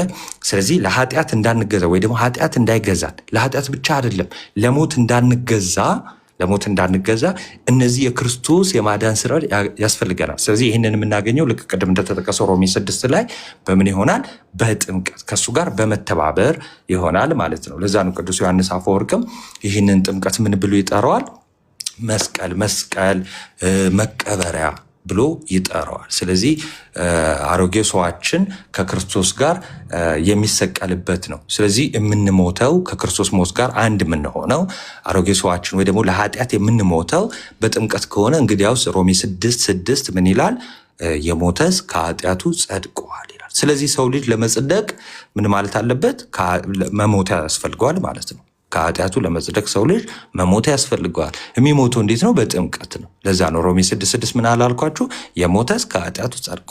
ስለዚህ ለመሞት ደግሞ ጥምቀት ያስፈልጋል። ስለዚህ ጥምቀት ለድህነት ነው ስንል በአጭሩ ይህን ይመስላል እና አላብዛባችሁ። ቴንኪዩ። ይቆይ። ቃልዮት ያሰማልን። ናትሻ እግዚአብሔር ያክብርልን። ዲያቆን ናታኒም በጣም ጥሩ አድርገህ ነው ስፔሻሊ ከብሉይ ኪዳን ጋር ይሄ ከጌታችን ከጎኑ የፈሰሰው ውሃና ደም ራሱ ከምን አንጻር እንደመጣ ከብሉይ ኪዳን ጋር እንዴት እንደሚገናኝ በደንብ አብራርተዋል። ዮኒ የምትለው ነገር ካለ ብሮስኪ ቀጥል። ደምዬ አኬን ላስገባው ነው። ከታች ሆነ አንዳንዶቹ ሚውት ታደርግልኛል ከይቅርታ ጋር ደም ያለ ኦኬ አኬና አዎ እንትኑን ጥቅሶቹን ነው የምጠቅስላችሁ እታች ላላችሁ ወንድምናቶቼ ሕዝቅኤል 11:19 ዘጸአት ምዕራፍ 25 ከቁጥር 1 ጀምሮ ማንበብ ትችላላችሁ። ሌላው ማቴዎስ 26 ዮሐንስ 19 ዕብራውያን 10:19 አንደኛ ዮሐንስ 3:21 ዕብራውያን 6:4 ዕብራውያን 10:3 ሮሜ 6:6 ለነገሩ ሮሜ ከምዕራፍ 6 ከቁጥር 1 እስከ 6 ያለውን ብታነቡት ጥሩ ነው። እንግዲህ እነዚህ ናቸው ጥቅሶቹ። አደራ አደራ አንብቡልን ቤተሰብ። ይቅርታና ዮኒ አንደኛ ዮሐንስ ሳይሆን አንደኛ ጴጥሮስ ነው። ይቅርታ በጣም ጴጥሮስ አንደኛ ጴጥሮስ ቤተሰብ ተባረኩልኝ። አኬ ላክ ቃለ ሕይወት ያሰማልን። አንደኛ ጴጥሮስ ምዕራፍ 3 ቁጥር 21 አኬ ካለ ከተመቸ ግባ። አይ ይልካል። አኬ ከተመቸው ቤተሰብ ይገባል፣ አታስቡ። አኬ ይገባል። ይኸው አለ። ተባረኩልኝ። ታፕታፕ ኮፒ ሊንክ በማድረግ እንዲሁም ደግሞ ፎሎ አድርጓቸው። እነዚህ ኦርቶዶክስ በጣም ቁም ነገር ያላቸው የሚያስተምሩ ናቸው። ቃሉን የሚያውቁ ናቸው። ጥያቄ ያላችሁ ያልገባችሁን መጠየቅ ስለምትችሉ ይሄን አጋጣሚ ተጠቅማችሁ ፎሎ አድርጓቸው። ተባረኩ። እንሄዳለን። እሺ መልካም ወይ የለትሻ ወይ ቼክ እያደረኩ ነው። ማይክ ይሰራል ስላልከኝ እና ልቀጥል ወይስ ትንሽ ሀሳብ መጽሐፍ ቅዱስ ላይ ያልተነሱ ሀሳቦችም ስላሉ እንትን እላለሁ ለትሻ። ከዛ የመጽሐፍ ቅዱሱ ልክ ሲያልቅ ወደ ህፃናት ስፔሻሊ ባፕቲዝሙ ይነሳና ከዛ ወደ ህፃናት ጥምቀትን ያው እንዳልኩ አንተ ትቀጥላለህ። እሺ መምህር ኤፍሬም እና አኬ ሰላም በሉንና ከዛ በኋላ በመልኩ እንደምንቀጥል እኔ አሳይን አደርጋለሁ። እንኳን ደህና መጡ መምህር። እንኳን ደህና ቆያችሁ። እንዴት አላችሁላችሁ? በየሰዓት አቆጣጠራችሁ በመላው ዓለም የምትገኙ ኦርቶዶክሳውያን ሰው የሆናችሁ ሁሉ ሰላም ይድረስልኝ። በክርስቶስ ሰላም ብያለሁ። አሜን አሜን። መምህር እንኳን ደህና መጡ። አኬ እንኳን ደህና መጣ ብሮስኪ። እንኳን ደህና ቆያችሁኝ። ሰላም ለሁላችሁ። እንዴት አላችሁ? እኔ በጣም ደህና ነኝ ይመስገን አምላክ። ዛሬ ውይይት ሊኖር እንደሚችል ምናምን ትናንት ስታወሩ ሰምቼ ስለነበር ቲክቶክ ላይ እንደገባውኝ ሰርች አረኩኝና በነገራችን ላይ ሰርች ላይ አይመጣም ላይቭ ዮኒ ማኛ 888 ብዬ ሰርች ሳደርግ ቀጥታ አልመጣልኝም። አካውንቱ ነው ሄጂ ነው ጆይን ያረኩትና ሜይ ቢ እንትን ይሆናል። ያው ሰጀስት እያደረጉ አይደለም መሰለኝ ቲክቶክ ላይቭን እና እንኳን ደህና ቆያችሁኝ ነው ወይስ እንኳን ደህና መጣ አኬ። ትናንትም ሳታወራ ነበር የሄድከውና እንዳጋጣሚ ሆኖ ሜይ ቢ አሁን ማውራት የምትችልበት ቦታ ላይ ነህ። መጽሐፍ ቅዱስ ላይ ያልተነሱ ሀሳቦች ስላሉ እነሱን ሀሳቦች ሜይ ቢ እንድዳሳቸው ብዬ ነበር ብሮስኪ። ኦኬ እሺ። ያው ትናንት አጋጣሚ ሆኖ አንድ ስልክ ገባብኝና በዛው አስወጣኝ። እሺ ይችላሉ ናይስ። ሜይ ቢ ያልተነሱት ክፍሎችን ልንገርና የዚህ ሐዋርያት ሥራ ምዕራፍ 2 ላይ ያለው ሀሳብ አለ። ከዛ ቅዱስ ጳውሎስ የተጠራበት መንገድ አለ አይደል? የሐዋርያት ሥራ ምዕራፍ 2 ላይ ጳውሎስ የተጠራበት መንገድ ራሱ ያው ከጥምቀት ጋር አገናኝተ ከዛ ባለፈ ደግሞ የዚህ የቆርኔሌዎስ ቤተሰብ ላይ መንፈስ ቅዱስ ቀድሞ እንዴት ወረደ የሚለውን ሀሳብ እነሱን ሀሳቦች አያይዘ ብታነሳልን አኬ። ከራስ የምትጨምረው ሌላ ሀሳብ ካለ you can go ahead። ቀጥለህ ተዘጋጅ። ህፃናት ጥምቀት ላይ ቀጥል አኬ። እሺ እንግዲህ ጥምቀት ጠቅለል ባለ መልኩ ያው በደንብ ትምህርቱ ተሰጥቶበታል ብዬ አስባለሁ። እኔ በጣም ጥሩ የማስበው አንዱ ጥምቀት ላይ ማለት ነው። አሁን ይሄ የሮሜ 6 ምናምን ከተነሳ በቃ የመጀመሪያው መግቢያው እሱ ነው ብዬ አስባለሁ። እና ገላትያ 3 ላይ ያለው ተነስቷል። አይ ሚን ስፔሲፊካሊ ቁጥር 27 ላይ ያለችው ሳይሆን ከአብርሃም ዘርነት አንጻር የተነሳው ነገር የተነገረው ነገር እሱ ተነስቶ ነበር። ኢየሱስ የአብርሃም ዘር እንደሆነ ምናምን የዋድ የተወሰነ አንስቶታል። ሀሳቡን ቢልድ የሚያደርግ ከሆነ ሂድበት፣ ሀሳቡን ያጠናክረዋል። ብታነሳው ችግር የለውም። ድግምግሞች የሚሆን ከሆነ ግን አስቁሙኝ ፕሊስ፣ እንትን የሰውን ጆሮ እንዳናደክም። ገላትያ ምዕራፍ 3 ላይ አንድ የተነገረን ነገር አለ። ቁጥር 16 ላይ ገላትያ ምዕራፍ 3 ቁጥር 16 ለአብርሃምና ለዘሩም የተስፋው ቃል ተነገረ። ለአብርሃምና ለዘሩም ለማን? ለአብርሃምና ለዘሮቹም አይደለም። ለአብርሃምና ስለ አንድ ነው የሚናገረው። ለአብርሃምና ለዘሩም የተስፋው ቃል ተነገረ። ስለ ብዙዎች እንደሚነገር ለዘሮቹ አይልም ይላል። አሁን ይሄ የኔ አይደለም፣ በነገራችን ላይ ቀጥታ ጠቅሱ ነው እያለ ያለው። ለምን በብዙ ቁጥር ለምን አልጠራም፣ ለምን በነጠላ ቁጥር ጠራ ምናምን የሚለውን ስለሚያብራራ ለዛ ነው ምንድነው እዛ ላይ ኤምፋሳይዝ አድርጌ ቃሉን እንትን እያልኩ ያሉት። በደንብ አድርጋችሁ አሁን ስሙ፣ ቀጥታ ቃሉን ላንብቡ። ለአብርሃምና ለዘሩም የተስፋው ቃል ተነገረ። ስለ ብዙዎች እንደሚናገር ለዘሮቹ አይልም። ስለ አንድ እንደሚናገር ግን ለዘርህም ይላል፣ እርሱም ክርስቶስ። አሁን ለአብርሃም ቀደም ሲል የተገባ የተስፋ ቃል አለ። ለአብርሃምና ለዘሩ የተገባ የተስፋ ቃል አለ። በዘሩ አንደኛ አሕዛብ እንደሚባረክ ሲቀጥል ወራሽ ደግሞ እንደሚመጣ አብርሃምን የሚወርሰው የራሱ ዘር እንደሆነ አስቀድሞ እግዚአብሔር አምላክ በዘፍጥረት ላይ እንደምናስታውሰው እግዚአብሔር ለአብርሃም እንዲህ ያለ ቃልን ገብቶለት ነበር። ታስታውሳላችሁ አይደል? ሁላችሁም እግዚአብሔር አምላክ ለአብርሃም የተስፋን ቃል ሰጥቶታል። የሚወርስህ የራስህ ዘር ነው። በኋላ ከአጋር የወለደው ልጅ አለ ኢስማኤል፣ ግን እሱ ራሱ አይወርስም ተብሏል። እንደ ተስፋ ቃል የሚወለድ ግን ሌላ ልጅ አለ፣ እርሱም ይስሐቅ ነው እና እርሱን የሚወርስ ተብሎ ተነግሮት ነበር። ግን የይስሐቅ ፍጻሜው ራሱ ግን ክርስቶስ ኢየሱስ ነበር። ምክንያቱም ከአብርሃም ብዙ ልጆች መጥተዋል። አሁን ይስሐቅ ተወለደ፣ ይስሐቅ ያዕቆብን ይልና ያዕቆብ በ12 ነገር ታጅቡ አንድ ራሱን የቻለ ትልቅ ህዝብ ይሆናል፣ ህዝበ እስራኤል የሚባለው ማለት ነው። ስለዚህም አብርሃም አባታችን የሚሉ በጣም በርካቶች ናቸው፣ ብዙዎች ናቸው። አይሁዳውያን ጠቅላላ አብርሃም አባታችን ብሎ ይጠራሉ።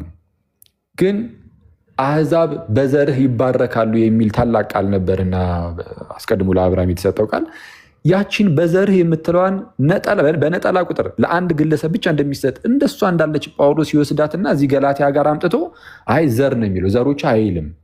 ስለ ብዙዎች እንደሚናገር ዘሮች ሳይሆን የሚለው ስለ አንድ እንደሚናገር ዘርህ ይላል። የተስፋው ቃል የተነገረው ለአብርሃምና ለዘሩ ነው፣ እርሱም ክርስቶስ ነው ይላል። ይህን ነገር ለምንድን ያነሳ ነው? በሐዲስ ኪዳን እውነተኛው የአብርሃም ዘር ጌታችን ኢየሱስ ክርስቶስ ነው። እውነተኛው የአብርሃም ዘር ክርስቶስ ኢየሱስ ነው። አዎ አይሁዳውያን በስጋ የአብርሃም ዘር ሊሆኑ ይችላሉ። አሁን ሐዲስ ኪዳን ላይ ስንመጣ ግን መንፈሳዊያን ህዝብ ነን እኛ፣ መንፈሳዊያን ነን። መንፈሳዊያን ነን እና እውነተኛው ዘር የአብርሃም ዘር ክርስቶስ ሆኖ ከዛ በኋላ ማንም ሰው ወራሽ ለመሆን አሁን ወራሹ የአብርሃም ዘር ነው ስለተባለ ወራሽ ለመሆን የአብርሃም ዘር መሆን አለብን እኛ። የአብርሃም ዘር የሚኮነው ደግሞ እውነተኛ የአብርሃም ዘር በሆኑ በክርስቶስ በኩል ነው ሀሳቡ። እንግዲህ የተወሰነ አወሳስቤባችሁ ከሆነ አንድ ጊዜ የተወሰነ ፓራፍሬዝ ነገር ላድርጋት፣ ሙሉ የሆነ አርቲኩሌት አድርጌ ላስቀምጠው። ተመልከቱ ጋይስ፣ ኢየሱስ የአብርሃም ዘር ነው እንዳትረሱ። በሐዲስ ኪዳን እውነተኛው የአብርሃም ዘር ጌታ ኢየሱስ ብቻ ነው። ምንም እንኳን በስጋ ከአብርሃም የሚመዘዙ ቢሆኑም አይሁዳውያን ማለት ነው፣ ክርስቶስን የማይቀበሉ ከሆነ አሕዛብ በዘርህ ይባረካሉ ስለሚል መባረኪያ የሆነውን የአብርሃም ዘር የማይቀበሉ ከሆነ የአብርሃም ዘርነታቸውን ያጡታል። መንፈሳዊ የአብርሃም ዘር መሆን አይችሉም። በሐዲስ ኪዳን ወራሽ የሚያስደርገው የአብርሃም በመንፈስ የአብርሃም ዘር መሆን ነው። መንፈሳዊ የሆነ የአብርሃም ዘር በመሆን ነው ወራሽ የምንሆን። ምክንያቱም በክርስቶስ በኩል የሆነ ዘር ሊመጣ ስለሆነ ማለት ነው። እና ይህ ዘር ተብሎ ሲጠበቅ የነበረው እንደ ተስፋው ቃል እንግዲህ መጣ፣ ተከሰተ። ለዛ ነው ልክ ማቴዎስ ወንጌል ልክ ሲጀምር ምንድን ነው የሚለው? የማቴዎስ ወንጌል ምዕራፍ 1 ቁጥር 1 ልክ ሲጀምር የዳዊት ልጅ የአብርሃም ልጅ የኢየሱስ ክርስቶስ የትውልድ መጽሐፍ ብሎ ነው የሚጀምረው። የሚመጣው መሲሁ የዳዊት ልጅ ነው፣ ግን የአብርሃም ልጅም ተብሎ ተነግሯል። ምክንያቱም አይሁዳውያን የሚጠብቁት እንዲህ ያለ ነው። ወይም ደግሞ በብሉይ ኪዳን ላይ ምንድነው ነቢያት የመሰከሩለት የክርስቶስ አመጣጥ እንዴት ያለ ነው? የአብርሃም ዘር እንደሚመጣ ነው። እሱ እውነተኛው ዘር ነው፣ እርሱም ክርስቶስ ነው። እሺ ይህን ያህል ካልን አሁን በሐዲስ ኪዳን ሰዎች የአብርሃም ዘር መሆን አለባቸው ብለናል ወራሽ ለመሆን። ምክንያቱም እንደ ተስፋው ቃል ወራሽ የሚሆነው የአብርሃም ዘር ነው። እውነተኛው የአብርሃም ዘር ደግሞ ክርስቶስ ነው። ስለዚህ በክርስቶስ በኩል ሁላችንም የአብርሃም ዘር መሆን እንችላለን። ይህንን የሚያስረዳው አሁን ዝቅ ብለን እዛው ጋር ቁጥር 26 ጀምሮ ያለው ነው። በእምነት በኩል ሁላችሁ በክርስቶስ ኢየሱስ የእግዚአብሔር ልጆች ናችሁና በእምነት በኩል ሁላችሁ በክርስቶስ ኢየሱስ የእግዚአብሔር ልጆች ናችሁ። ስለዛ ማንን በማመን ጌታን እርሱም ክርስቶስ ኢየሱስን። ስለዛ ጌታ ኢየሱስን የማያምን ቢኖር የእግዚአብሔር ልጅ መሆን አይችልም ማለት ነው። የእግዚአብሔር ልጅ ለመሆን ግዴታ በክርስቶስ ማመን አለበት። በእምነት በኩል የእግዚአብሔር ልጅነት አለ። በእምነት በኩል ማለት ያለ ጥምቀት ማለት አይደለም። አንዳንድ ሰው በእምነት በኩል የእግዚአብሔር ልጅ መሆን ይቻላል ሲባል ኦኬ ጥምቀት አያስፈልግም ማለት ነው ብሎ የሚደመድም አይደለም። እንደዛ አይደለም። በመጽሐፍ ቅዱሳችን ላይ ለምሳሌ ቀጣዩ ጥቅስ ደግሞ እዛው ጋር ቁጥር 27 ላይ ከክርስቶስ ጋር አንድ ትሆኑ ዘንድ የተጠመቃችሁ ሁሉ ክርስቶስን ለብሳችሁታል ይላል አይደል? የተጠመቃችሁ ክርስቶስን ለብሳችኋል። ያውም ከጌታ ጋር አንድ ለመሆን የተጠመቃችሁ ማለት ነው። ኦኬ፣ ስለዛ ክርስቶስን የሚለብሰው የተጠመቀ ነው ስለሚል ኦኬ፣ ክርስቶስን ለመልበስ የሚያስፈልገው ጥምቀት እንጂ እምነት አይደለም ማለት ነው። ቁጥር 27 ላይ እምነት ስለማይል ልክ ቁጥር 27 ላይ በእምነት ክርስቶስን ልበሱት ስለማይል ቃል በቃል እንደዚህ ስለማይል እምነት የምትለዋን ቃል ስላልተጠቀመ ኦኬ ዘን በጥምቀት ክርስቶስን እንለብሳለን ብሏልና ክርስቶስን ለመልበስ የሚያስፈልገው ጥምቀት ብቻ ነው የሚል ድምዳሜ ላይ ልንደርስ እንደማንችል ሁሉ ከላይ ቁጥር 26 ላይ ያለውንም ክፍል ስንመለከተው በእምነት ሁላችሁ በክርስቶስ ኢየሱስ በእምነት በኩል ማለት ነው በክርስቶስ ኢየሱስ የእግዚአብሔር ልጆች ናቸው የሚለውንም ስናይ የምናየው በምን መልኩ መሆን አለበት? የእግዚአብሔር ልጅ ለመሆን ለካ በክርስቶስ ኢየሱስ ማመን አለብን አለቅ እንጂ ጥምቀትን ማግለል የለብንም። ቁጥር 27 ላይ ቀጣይ ስለሚያብራራ ምን ብሎ ከክርስቶስ ጋር አንድ ትሆኑ ዘንድ የተጠመቃችሁ ሁሉ ክርስቶስን ለብሳችኋል። አሁን የቅድም የአብርሃምንና የዘሩን ነገር እንዳትረሱ። የአብርሃምንና የዘሩን ነገር እንዳትረሱ። የአብርሃም ዘር አለ፣ እርሱም ክርስቶስ ነው ብለናል። አሁን የአብርሃም ዘር መሆን የሚፈልግ ሰው በክርስቶስ በኩል ነው እንጂ እንዲሁ የአብርሃም ዘር መሆን አይቻልም። እንዴት ነው ታዲያ? እስቲ በክርስቶስ በኩል እንዴት የአብርሃም ዘር መሆን እንችላለን ካላችሁ ቁጥር 27 ላይ ምንድን ነው ያለው? ከክርስቶስ ጋር ስንት ትሆኑ ዘንድ? አንድ ትሆኑ ዘንድ። ልክ ከጌታ ጋር አንድ ስትሆን ክርስቶስ የአብርሃም ዘር ስለሆነ ጌታ የአብርሃም ዘር ስለሆነ አንተም በጌታ በኩል የአብርሃም ዘር ትሆናለህ። ከጌታ ጋር ስንት ስትሆን? አንድ ስትሆን። ከጌታ ጋር አንድ የምትሆኑ ደግሞ በምንድን ነው አለ? በጥምቀት። ከክርስቶስ ጋር አንድ ትሆኑ ዘንድ የተጠመቃችሁ ሁሉ ክርስቶስን ለብሳችኋል። ክርስቶስን ለብሳችኋል። ከክርስቶስ ጋር አንድ ትሆኑ ዘንድ የተጠመቃችሁ። ስለዛ የተጠመቅነው ከክርስቶስ ጋር አንድ ለመሆን ነው። ስለዚህም በዚህ በጥምቀት ውስጥ ክርስቶስን ለብሰነዋል። ከጌታ ጋር ልክ አንድ ስንሆን ጌታ የአብርሃም ዘር ስለሆነ በጌታ በኩል እኛም የአብርሃም ዘሮች እንሆናለን። ከጌታ ጋር ስንት ስንሆን? አንድ ስንሆን። ቀጠል አድርጎ እንዲህ ይላል፣ አይሁዳዊ ወይም የግሪክ ሰው የለም፣ ባሪያ ወይም ጨዋ ሰው የለም፣ ወንድም ሴትም የለም፣ ሁላችሁ በክርስቶስ ኢየሱስ አንድ ሰው ናችሁና ይልና እናንተም የክርስቶስ ከሆናችሁ። አሁን ተመልከቱ ጋይስ፣ በጥምቀት ከጌታ ጋር አንድ የምትሆን ከሆነ ስለዚህ የጌታ ነህ ማለት ነው። በጥምቀት ከጌታ ጋር አንድ እንደምትሆን ከላይ ነግረዋል። ከጌታ ጋር አንድ ሆንክ ማለት የጌታ ነህ ማለት ነው። የጌታ ከሆናችሁ ደግሞ ይላል ቁጥር 29 ላይ እናንተም የክርስቶስ ከሆናችሁ እንኪያስ የአብርሃም ዘር ይላል። ቁልፉ ነገር ያለው እዚህ ጋር ነው። እንኪያስ የማን ዘር? የአብርሃም ዘር፣ እንደ ተስፋውም ቃል ወራሾች ናችሁ።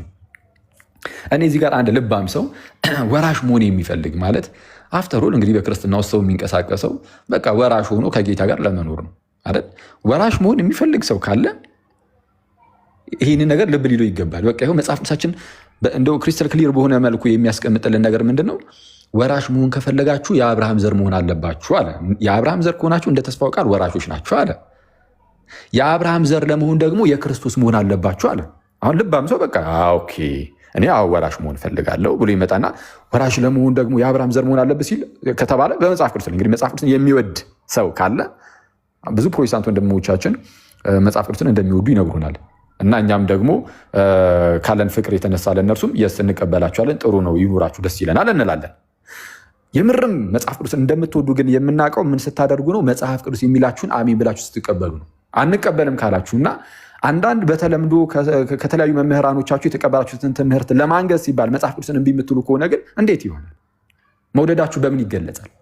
ለመጽሐፍ ቅዱስ ያላችሁ መውደድ የሚገለጸው ለመጽሐፍ ቅዱስ በምትሰጡት ክብርና መጽሐፍ ቅዱስን በምትቀበሉበት መንገድ ነው። ስለዚህ መጽሐፍ ቅዱሳችን እንደ ተስፋው ቃል ወራሽ እንድትሆኑ የአብርሃም ዘር ሁኑ ብሏችኋል። አንድ የአብርሃም ዘር የሆኑት ደግሞ እነርሱ የክርስቶስ የሆኑት ናቸው። የአብርሃም ዘር ለመሆን በክርስቶስ በኩል ስለሆነ የክርስቶስ መሆን አለባችሁ ተብሏል። ስለዚህ የክርስቶስ መሆን አለባችሁ ግዴታ ነው። ይህንን ስትቀበላላችሁ ስንላቸው የሳው የክርስቶስማ መሆን አለብን ይላሉ። መልካም የክርስቶስ የምትሆኑት ደግሞ ከጌታ ጋር ከክርስቶስ ጋር አንድ ስትሆኑ ነው። አዎ ከጌታ ጋርማ አንድ መሆን አለብን ትላላችሁ አይደለም? እንደዚህ እንደምትሉ መቼስ አልጠራጠርም። ይሄ ግልጽ ነው። ከጌታ ጋር አንድ መሆን አለብኝ ትላላችሁ።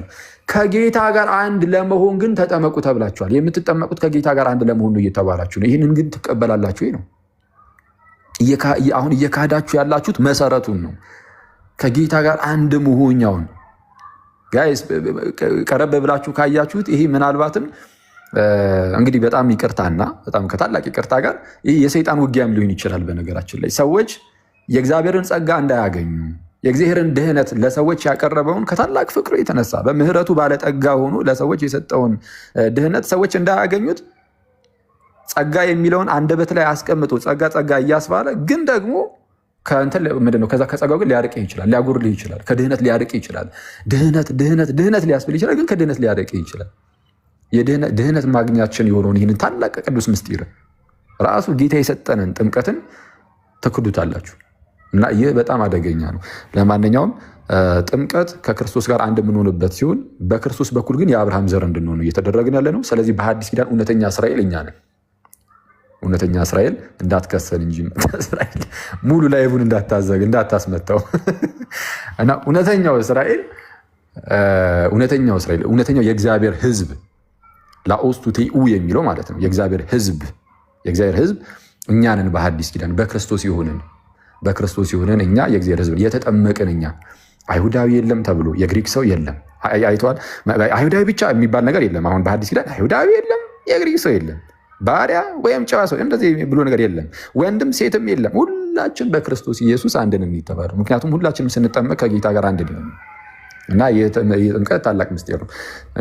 ቅድም ጋር ያነሳቸው ጥቅሶች ግን ዝም ብዬ ራፍሊ ትንሽ ብቻ አልበለባቸውናል። እዝጋው ጠራጠር ያለ ነገር ሐዋርያት ሥራ ምዕራፍ 2 የተባለው ሐዋርያት ሥራ ምዕራፍ 2 ላይ የቁጥር 38 ነው አይደለ? ጋዲ ሌላ ይሁን መቼስ። እሺ ሐዋርያት ሥራ ምዕራፍ 2 ቁጥር 30 ሐዋርያት ሥራ ምዕራፍ 2 ላይ ሁላችሁም እንደምታውቁት መንፈስ ቅዱስ በሐዋርያቱ ላይ ይወርዳል። ዘን ጴጥሮስ መስበክ ይጀምራል። ጴጥሮስ ይሰብክና ብዙዎች አመኑ።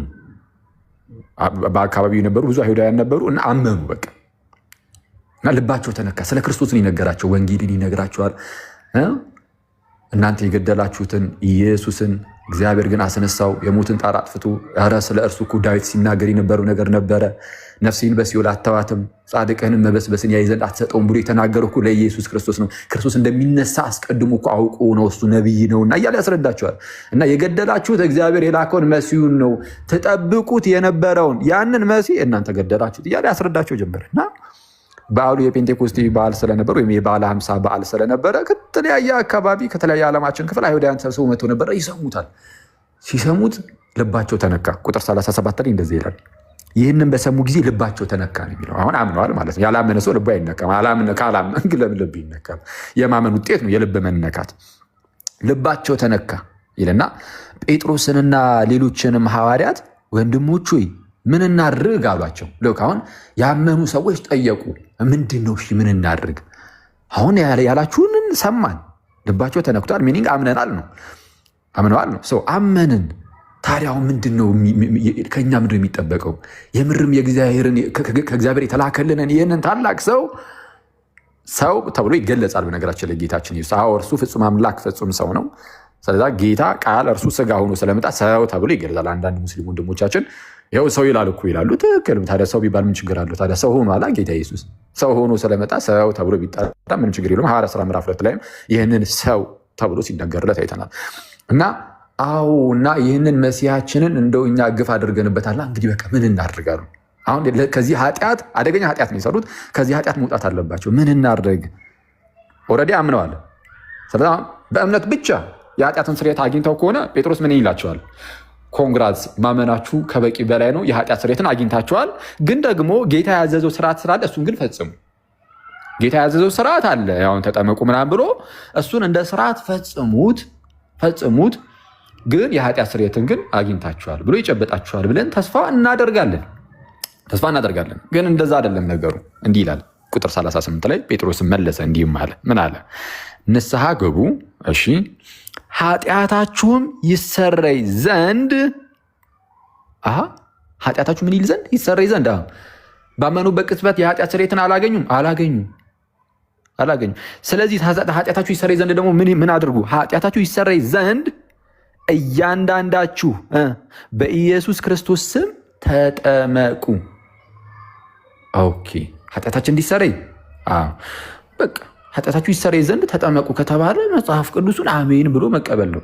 ኖ አክሊል በኢየሱስ ክርስቶስም ተጠመቁ ነው የሚለው። በኢየሱስ ክርስቶስም መጠመቅ ይሄ እናንተ እንደምታስቡት በውሃ መጠመቅ እኮ አይደለም የሚል አንድ ሰው ሊኖር ይችላል። ይህንን ለመረዳት የሐዋርያት ሥራን መጽሐፍ እንደው ቀለል አድርጎ ማንበቡ በጣም ይሄ ቀላሉ መንገድ ነው። የሐዋርያት ሥራ መጽሐፍ የሉቃስ ሲጽፈው የጻፈበትን አጻጻፍ ከተመለከት ነው በጣም ነገሩን ቀላል ያደርገዋል። በኢየሱስ ክርስቶስ ስም መጠመቅ ማለት በውሃ መጠመቅ ነው። ይህንን ለማወቅ እዚሁ ሐዋርያት ሥራ ምዕራፍ 10 ላይ ልውሰዳችሁ። ይህንን ሙግት አክቹዋሊ አሁን ላይ ፕሮቴስታንቶች አያነሱትም። እንደው በጣም እንደው አንዳንድ ሰዎች ካሉ እንደነ በጋሻው አይነት ወንድሞች ምናምን ካልሆኑ በስተቀር ፕሮቴስታንቶች አሁን ላይ አያነሱትም። በጋሻው ነው የሚያነሳው። እሱም የሆነ ጊዜ ላይ መልስ ሰጠንበት። አሁን የሚያነሳው አይመስለኝም ትላል። እሺ ሐዋርያት ሥራ ምዕራፍ 10 እንዲህ ይላል ቁጥር አሁን ቅድም ጋዲ የሚጠይቀኝ ጥያቄ አንደኛው ይሄ ነው። የቆርኔሌዎስ ቤተሰብ ላይ መንፈስ ቅዱስ ወረደ ከመጠመቃቸው በፊት ማለት ነው። ለምን እንደወረደ ከመጠመቃቸው በፊት እናወራለን፣ ወይም ደግሞ ለሌላ ሰው ዕድሉን ሰጥቼ ሌሎቹ እንዲያወራ አድርጋለሁ፣ ብዙ ነገር እንዳላወራ። ሰው መንፈስ ቅዱስ በቆርኔሌዎስ ቤተሰብ ላይ ወረደ እና ሐዋርያት ሥራ ምዕራፍ 10 ቀጥታ አሁን የማነብላችሁ ጥቅስ ከቁጥር 47 ላይ ነው። ታሪኩ ለማወቅ ግን ካለ ጀምሮ ማንበብ ይቻላል።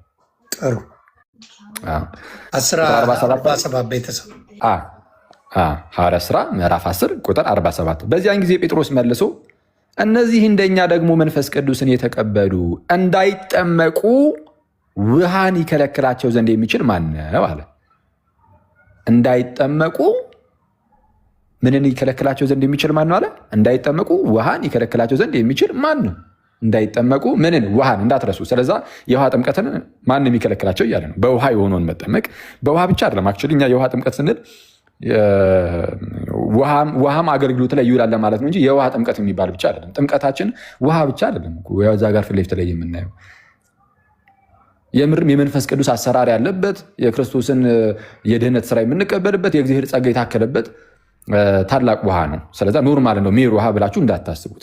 ግን እዚህ ጋር አንድ ማስተዋል ያለብን አሁን ቁጥር 47 ላይ በኢየሱስ ክርስቶስን መጠመቅ ማለት በውሃ መጠመቅ ነው የሚለው ነው ላሳያችሁ እየሞከርኩ ያለሁት እና ስላልጨረስኩት በደንብ አድርጋችሁ ተከታተሉ። እንዳይጠመቁ ውሃን ይከለክላቸው ዘንድ የሚችል ማን ነው? አሁን እያወራ ያለው ጥምቀት ስለ ውሃ ጥምቀት እንደሆነ አውቀናል። ውሃን ብሎ በግልጽ ስለተናገረ ይልና ምን ይላል ቀጣይ ጥቅስ ቁጥር 48 በኢየሱስ ክርስቶስ ስም የሚጠመቁ ዘንድ አዘዛቸው ይላል። ቁጥር 48 በኢየሱስ ክርስቶስ ስም የሚጠመቁ ዘንድ አዘዛቸው። ስለዛ በኢየሱስ ክርስቶስ ስም መጠመቅ የውሃ ጥምቀት ነው እንዳልኳቸው ነው። ይህንን ግልጽ ስለሆነ የትኛውም ፕሮቴስታንት እኔ እስከማውቀው አሁን ላይ ፕሮቴስታንቶች ይህንን ሐዋርያት ሥራ ምዕራፍ 2 ቁጥር 38 ላይ ያለውን ቃል አይ ይህ ጥምቀት የውሃ ጥምቀት አይደለም ብለው አይከራከሩም። አሁን ላይ ባይሆን የሚያደርጉት አንዳንድ ሰዎች እንዴት ነው ንስሐ ግቡ ይሉና አንድ ይቅርታ ቪዲዮን ላብራላችሁ። ኦኬ ወይስ እንደዚህ ሲደረግ ደግሞ እንትን እያለ ነው መሰለኝ። ወይ እስቲ በአንተ ታሳያለህ ከይቅርታ ጋር ኦኬ እሺ ለእንትን ልበለው ልክፈተው እሺ እንትን እንዳይል ብዬ ነው። ይሄ ትናንት ሲያስቸግራችሁ ስለነበረ ሜይ ቢ እንትን የሚል ከሆነ ነው። እስቲ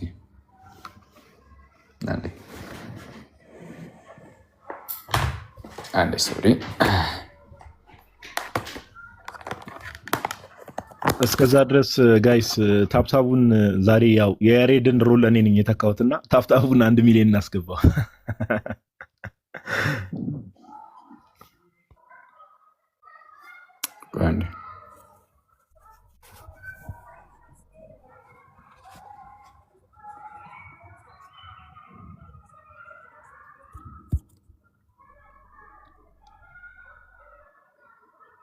ይታየውን እንጃ እንግዲህ የተወሰነ ብለር ነገር ነው። ቁጥር 38 እሺ የሚታይ ከሆነ 38 ነው። አንዳንድ ፕሮቴስታንት ወንድሞቻችን የሚያደርጉት ነገር ምንድን ነው? አሁን ላይ እንዳልኳችሁ በኢየሱስ ክርስቶስም ተጠመቅ የሚለው በቃ የውሃ ጥምቀት ውሃንም እንግዲህ ውሃ አገልግሎት ላይ የሚሉበትን ጥምቀት ወይም እነሱ የውሃ ጥምቀት ብሎ በተደጋጋሚ እንደሚጠሩት ማለት ነው እሱን እንደሆነ ብዙዎቹ ያምናሉ። ስለዛ ምን ያደርጋሉ? ያው በግልጽ ኃጢአት ይሰረይ ዘንድ በኢየሱስ ክርስቶስም ተጠመቅ ስለሚል ይሄ ነገር ትምህርታችን ሙሉ በሙሉ ሊያፈርስብን ነው ስለሚሉ ምን ያደርጉታል መሰላችሁ? ቃሉን 2 ቦታ ይሰነጥቁታል። ይህን ጥቅስ ጴጥሮስም ይልና ንስሐ ግቡ ብሎ ይሄ የፓንክቹዌሽን ማርኩ አለ እዛ ላይ እና ቀጠል አድርጎ ኃጢአታችሁ ይሰረይ ዘንድ የምትለው ሀገር ቁርጥ ያደርጓትና ኃጢአታችሁ ይሰረይ ዘንድ የተባለው ለንስሐ ግቡን ይሏቸዋል።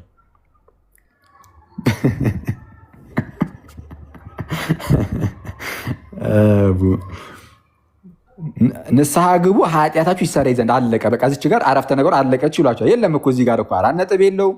አሁን የእንግሊዝኛውንም አሳያችኋለሁ ምን እንደሚል እዚች ጋር አለቀ ይሏችሁና ከዛን ቀጠል አድርጎ ደግሞ እያንዳንዳችሁ በኢየሱስ ክርስቶስም ተጠመቁ የሚለው ደግሞ ለብቻው ነው ገንጠል አድርጎት ሌላ አንድ አረፍተ ነገር ይሰጡታል። ይላል እዛ ጋር አማርኛው ላይ እንደዛ የሚላል ነው። እስቲ ንስሐ ግቡ ካለ በኋላ ኃጢአታችሁ ይሰረይ ዘንድ እያንዳንዳችሁ በኢየሱስ ክርስቶስ ተጠመቁ ብሎ አንድ አረፍተ ነገር ነው ያደረገው።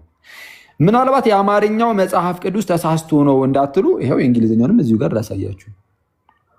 በምን እስቲ ለምሳሌ አሜሪካን ስታንዳርድ ባይብሉን የራሳቸው የፕሮቴስታንት ናቸው አብዛኞቹ የእንግሊዝኛ ቨርዥኖች በነገራችን ላይ። እሺ እንደዚህ ይላል Peter said to them repent ይለና ሳግቡ and each of you be baptized እያንዳንዳችሁም ተጠመቁ in the name of Jesus Christ በኢየሱስ ክርስቶስም ማለት ነው። ለምን for the forgiveness of your sins ለኃጢአታችሁ ስርየት ተጠመቁ አለቀ። የእንግሊዝኛውም እንደዛው ነው። የሌሎቹንም የእንግሊዝኛ ቨርዥኖች ብታያቸው ከዚህ የተለየ ነገር አታገኙም። ስለዚህ ይሄ ምንድነው በአጭሩ መጽሐፍ ቅዱስ በግልጽ የእነሱን ትምህርት ሲመታ እነዚህ ሰዎች በጣም ድፍረት በተሞላበት ሁኔታ መጽሐፍ ቅዱስን እንኳን የራስን ትልቁ ላይ አድርገው ይሆን እንትን ታፕታፕ ለማድረግ እንዲያመቻቸው ኦልሬዲ ቪዲዮን ስለዘጋሁት እነዚህ ሰዎች የእነሱን ትምህርት የሚቃወምባቸው ከሆነ አይደለም ለመጽሐፍ ቅዱስ አይመለሱለትም። ለመጽሐፍ ቅዱስ ያልተመለሱ ለኛ ለሚስኪኖቹማ እንዴት ይመለሱልናል? ያማል እንዴ! ይህ በጣም አስቸጋሪ ነው እና መጽሐፍ ቅዱሱን በግልጽ እንደዚህ ሲያጣምሙት እናያለን። እና ስለነዚህ ሰዎች አስቀድሞ ጴጥሮስ እንዲህ ሲል ተናግሮ ነበር። ራሱ ጴጥሮስ ማለት ነው በመልእክቱ ሲናገር እንደዚህ ያለ አንዴ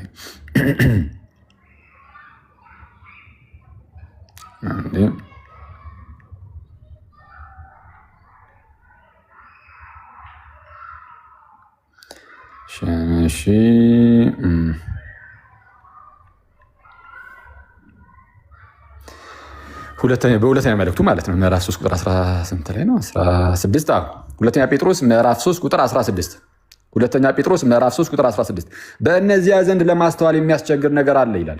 ልክ በእነዚያ ዘንድ ለማስተዋል የሚያስቸግር ነገር አለ። ያልተማሩትና የማይጸኑትም ሰዎች ሌሎችን መጽሐፍት እንደሚያጣምሙ አሁን ሌሎችን መጽሐፍት እንደሚያጣምሙ እነዚህን ደግሞ ለገዛ ጥፋታቸው ያጣምማሉ። እነዚህ የተባሉት የማን መጽሐፍት ናቸው? የጳውሎስ። በምን ታውቃላችሁ? ከላይ ቁጥር 15 ላይ ቁጥር 15 ላይ የጌታችንም ትዕግስት መዳናችሁ እንደሆነ ቁጠሩ ይላል። የጌታችንም ትዕግስት መዳናችሁ እንደሆነ ቁጠሩ ይልና እንዲሁም የተወደደው ወንድማችን ጳውሎስ ደግሞ እንደተሰጠው ጥበብ መጠን ጻፈላችሁ እኮ ይላል። ልክ ወንድማችን ጳውሎስ እሺ የተወደደው ይህ ወንድማችን ጳውሎስ ደግሞ እንደተሰጠው ጥበብ መጠን ጻፈላችሁ፣ በመልእክቱም ሁሉ ደግሞ እንደነገረ ስለዚህ ነገር ተናገረ። ጽፎላችኋል። ጳውሎስ የተወደደው ወንድማችን ጳውሎስ እንደተሰጠው ጥበብ ጽፏል። ግን ቢጽፍ ግን እነዚህ ሰዎች ግን ምን ዋጋ አለው? አይመለሱለትም ለማጣመም የጳውሎስን መጽሐፍ። ስለዛ ምን አለ? በእነዚያ ዘንድ ለማስተዋል የሚያስቸግር ነገር አለ። ያልተማሩትና የማይጸኑትም ሰዎች ሌሎችን መጽሐፍት እንደሚያጣምሙ እነዚህን ደግሞ ለገዛ ጥፋታቸው ያጣምማሉ። ይህ ጳውሎስን መጽሐፍት ማጣመም ከድሮ የተጀመረ ነው። በቃ ያጣምማሉ። መጽሐፍ ቅዱስን የማጣመም ነገር አለ። ከቀጠል አድርጎ እንግዲህ እናንተ አሁን ይመክራቸዋል። ደግሞ እነሱን ምን ይገኛል? በሌላ አማርኛ እኛ ደግሞ ይመክረናል። አንዳንዶች ያጣምማሉ መጽሐፍ ቅዱስን በቀጥታ ቁጭ ብሎ እንትን ያለውን ከራሳቸው የሰው ትምህርት ጋር ካልተስማማላቸው ያጣምሙታል። በጣም በጭካኔ ነው መጽሐፍ ቅዱስን እንደፈለጉ የሚቆራረጡት። ስለዚህ እናንተ ምን ታደርጋላችሁ? እንግዲህ እናንተ ይላል ቁጥር 17 ላይ ወዳጆች ሆይ ይህን አስቀድማችሁ ስለምታውቁ በአመፀኞቹ ስህተት ተስባችሁ ከራሳችሁ ጽናት እንዳትወድቁ ተጠንቀቁ። ነገር ግን በጌታችንና በመድኃኒታችን በኢየሱስ ክርስቶስ ጸጋና እውቀት እደጉ። ለእርሱ አሁንም እስከ ዘላለም ቀን ድረስ ክብር ይሁን አሜን ብሎ ነው የሚዘጋው። ስለዛ በጣም ጥንቃቄ ይፈልጋል። ምን መጽሐፍ ቅዱስ ዝም ብለህ እንደዚሁ ልትቆራረጠው አትችልም፣ አይገባም ነው። ሐዋርያት ሥራ ምዕራፍ 2 ከዚህ አንጻር እንየውና ምናልባት እኔ እንትን እንዳለን ሙሉ ሰዓቱን እንዳልይዘውና እንዳላስረዝምባችሁ ሌላውን ደግሞ የሐዋርያት ሥራ ምዕራፍ 10 የጳውሎስን ማመጣጥ ሐዋርያት ሥራ ምዕራፍ 16 ላይ ያለውን እነሱን ለሌላ ሰው ብሰጥ መልካም ነው። እኔ ሁሉንም እንዳልይዘው ማለት ነው። እግዚአብሔር ያክብርልኝ። ቃሎት ያሰማልን። አኪዮስ ብሮስኪ እናመሰግናለን። እግዚአብሔር ያክብርልን። በጣም ደስ የሚል ማብራሪያ ነበረ። ስፔሻሊ ኢንፈሲስ ሰጥተው የሐዋርያት ሥራ ምዕራፍ 2 እና ሮሜ ምዕራፍ 6 ገላትያ 3 ላይ ያሉ ሀሳቦችን አንስተሃል። ቃሎት ያሰማልን። አኪ ቃሎት ያሰማልን። ዮኒ የምትለው ነገር ካለ ለአንተ እድል ስጥህ ወደሚቀጥለው ከሚሄድ በፊት። እሺ፣ ምዕራፉን ልነግራችሁ ብዬ ነው ቤተሰብ ገላትያ 3:16 ሐዋርያት ሥራ ምዕራፍ 2 ቁጥር 38 ሐዋርያት ሥራ ምዕራፍ 10 ቁጥር 47 ሮሜ 6 ሁለተኛ ጴጥሮስ 3:16 እና ተባረኩ። በተለይ እኔ መወዳት እና ማታከራክረው ቅድም ብለኛል የሐዋርያት ሥራ 2:38 እሱን በቃ ምንም ማድረግ ስላልቻሉ ነው የተዉት እንጂ ለብዙ ጊዜ ያኬ ሲከራከሩም ሰምቻለሁ። ለብዙ ዘመን ብዙ የኦርቶዶክስ ወንድሞችን ቻሌንጅ ሊያደርጉ ሞክረው መጨረሻ ላይ ጊቭ አፕ አድርገው የተዉት ጥቅስ ቢኖርና በጣም የሚደብራቸው የሐዋርያት ሥራ 2:18 በእንግሊዘኛውም በግሪኩም በአማርኛውም ሲመጡ አንድ አይነት ስለሆነባቸው በዛ የተነሳ በቃ አሁን ወደ መልካም ነገር እየመጡ ነው። ተባረኩልኝ። እሺ ይቅርታ ጋዲ እንትን ኮመንቷን ተስፋችን ኢየሱስ በሚል እስቲ አጥለቅልቆ ያተላለ ተስፋችን ኢየሱስ በሚለው ኮመንቱን አጥለቅልቁት። ኦኬ ደስ የሚል በጣም ሃምብል የሆነ ሰው ነውና ስለሱ ብዙ ሲባል አይወድም። ተባረኩ። he's very humble ያ በጣም እና ኮመንት ላይ ደግሞ የኛ ልጆች ምናምን ነገር ሰዎች ኔጌቲቭ ነገር ሲጽፉ ምናምን ነገር መልስ አትስጧቸው። በቃ እንደዚህ ሰውን ይሆናል አይደለ ኢንላይትን የሚያደርግ ነገር ሰውን የሚያነጽ ነገር ምናምን ለመጻፍ ሞክሩ። ኮመንቱን በዛው አጥለቅልቁ። ኮፒ ፔስት እያደረጋችሁ እናንተ ሰዎች። እሺ ቀጣይ ወደ ልደት መጣለው። ያው መምህር ኤፍሬም በኋላ ላይ መጨረሻ አካባቢ ላይ የሀሳቦችን ጠቅለል ያደርጉታል። ያው ቀድመን ስለተከፋፈል ሜቢ ከስኬጁል እንዳንወጣ ሀሳብ እንዳይበታተን ለማለት ያክል መምህራችን ከታላቅ ይቅርታ ጋር ከታላቅ ይቅርታ ጋር እሺ መምህራችን እሺ ልደትሻ አለ አሎ ይሰማል ድምጼ? አንዴ ልደት ከማለቱ በፊት በጣም ይቅርታ እዚህ ጋር የኦርቶዶክስ ወንድምናቶች እንዲሁም ሌላ ሃይማኖት የሆናችሁ ስለ ህፃናት ጥምቀት ኦርቶዶክስ ለምንድን ነው የምታጠምቀው የሚለውን ትምህርት ነው ልደት የሚያስተምረው። very critical ለብዙ ሰዎች መልስ የሚሆን ስለሆነ አደራ ከምንም ከሌላው በላይ ብዙ ጭቅጭቅ ያለው ይሄ ላይ ስለሆነ አደራ ወንድምናቶቼ ይሄን ትምህርት በደንብ ተከታተሉ። ለምን ኦርቶዶክስ ወንድ ልጅን በ40 ቀን ሴት ልጅን በ80 ቀን እንደምታጠምቅና የህፃናት ጥምቀት ለምንድን ነው በሚለው ላይ የተመሰረተ ነው። አደራ ይህን በደንብ አዳምጡ፣ ለሁሉም ሼር አድርጉ። ኦኬ ስለዚህ ልደትሻ በቃ ወደ አንተ መጣለው። ህፃናት ጥምቀት ላይ ጎሄድ መጀመር ትችላለህ። በኋላ ላይ ሜቢ ጥያቄና መልስ ላይ እዚህ የሐዋርያት ሥራ እዚህ ገስት ላይ ያላችሁ ሰዎች የትም እንዳትሄዱ ምን እናደርጋለን፣ ገስቱም ኦልሬዲ ሙሉ ስለሆነ በእኛ ወንድሞች ገስት ላይ ላላችሁ ለእያንዳንዳችሁ ሰዎች አንዳንድ ጥያቄ አዘጋጅቼላችኋለሁ። ጥያቄ ትጠይቃላችሁ። ከጥምቀት አንጻር የሚነሱ ጥያቄዎችን መልስ የሚሰጥበት ይሆናልና የትም እንዳትሄዱ ገስት ላይ ያላችሁ ሰዎች ለማለት ያክል ነው። ዛሬ እኔ ፕሮግራም መሪ ነኝ በዋናነት ትላለህ። ልደትሻ ቀጥል ወደ ህፃናት ጥምቀት ፓፓ። ኦኬ እሺ በድጋሚ እንደምን ቆያችሁ እያልኩኝ ያው ወንድሞች ሁላችሁንም ቃልዎት ያሰማልን፣ እግዚአብሔር ያክብርልን። በጣም ደስ በሚል ሁኔታ ስለ ጥምቀት መሰረታዊ ትምህርቱን ከብሉይ ኪዳን አንጻር በአዲስ ኪዳን ካሉት ነገር ጋር በጣም በቃ ክሊር በሆነ መንገድ አኬም ዮሐዴም ናቲም በስፋት ተናግረውታል እና በጣም ደስ ይላል። እኔ እንግዲህ ስለ ህፃናት ጥምቀት የተወሰነች ነገር ነው የምናገር። ከምን አንጻር እናገራለሁ? አንደኛ የህፃናት ጥምቀትን ስናጠምቅ መጽሐፍ ቅዱሳዊ ድጋፍና እንዲሁም ደግሞ ከቤተክርስቲያን አባቶች ማስረጃ አለን ወይስ ዝም ብለን ነው የምናነሳው? አንድ ሁለተኛ ህፃናትንስ እንዳናጠምቅ የሚከለክለን የመጽሐፍ ቅዱስ ሀሳብ አለ ወይ? ህፃናትን እንዳናጠምቅ ክሊርሊ ህፃናት መጠመቅ የለባቸውም ብሎ የተሰጠ መጽሐፍ ቅዱሳዊ ማብራሪያ ያለው የሚለውን እናያለን። ሌላኛው ለምንድን ነው በ40 ቀን እና በ80 ቀን የምናጠምቃቸው? በ40 እና በ80 ቀን ስናጠምቃቸው ህፃናትን እንደው መጽሐፍ ቅዱስ እንደዛ ለማድረጋችን የሚሰጠን ትንሽዬ እንኳን ቢሆን ፍንጭ አለ ወይ? ኦኬ መረሳት የለበትም እና ደግሞ ሁሌም ነሰሰርሊ ህፃናትን የግድ በ40 እና በ80 ቀን ብቻ ነው ወይ ራሱ የምናጠምቃቸው ወይ? አሁን ብዙ ጊዜ ምንም የማያውቅ 40-80 እያሉ እኔ ኮንዶሚኒየም ነው የማውቀው እንደዛ እና ሲተቹ አይቻለሁ። እና እንደዛ ብለን ስናደርግ ከምን አንጻር ነው የሚለው በኋላ ላይ ደግሞ አይሆፕ የውሃዴ ከመካነ ኢየሱስ አንጻር ደግሞ ህፃናት ራሳቸው በመካነ ኢየሱስ ራሱ ህፃናቶች እንዴት እንደሚጠመቁ እንመለከታለን። አንድ ቪዲዮም ደግሞ ከማገኙ ከሆነ አሳያቸዋለሁ። ከማን አንጻር? ከመካነ ኢየሱሶች አንጻር የህፃናትን ጥምቀት እንዴት እንደሚናገሩት ማለት ነው። ኦኬ እንግዲህ ቀጥታ ወደዚህ ነው የምገባው። ጥምቀትን በስፋት አይተናል።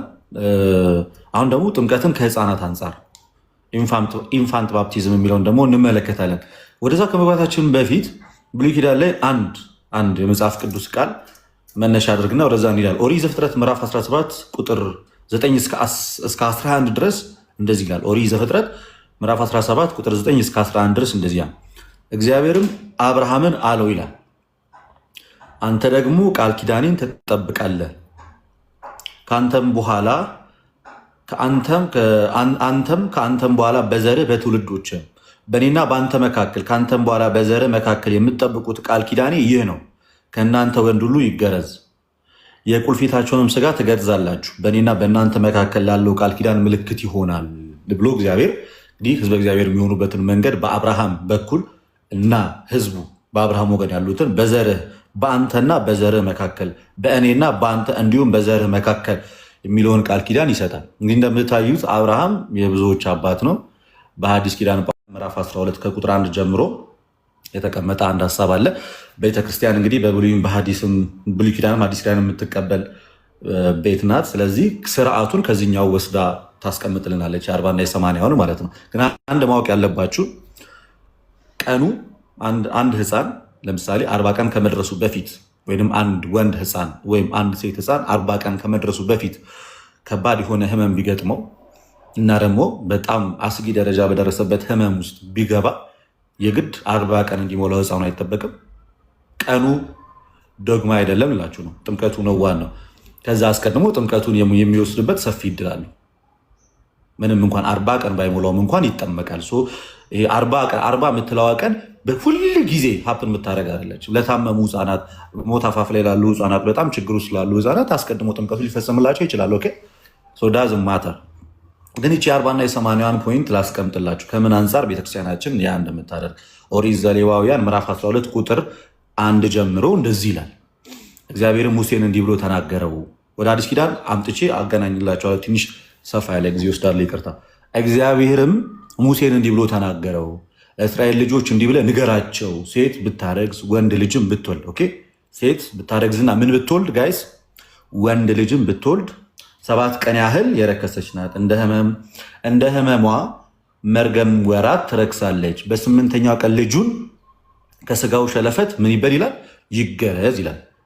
ለ7 ቀን ያህል ምን ያለች ናት? የረከሰች ናት ይላል። ከዛስ ከደሟ እስክትነጻ 33 ቀን ትቀመጥ፣ የመንጻቷም ቀን እስኪፈጸም ድረስ የተቀደሰ ነገር አትንካ፣ ወደ መቅደስም አትግባ ይላል።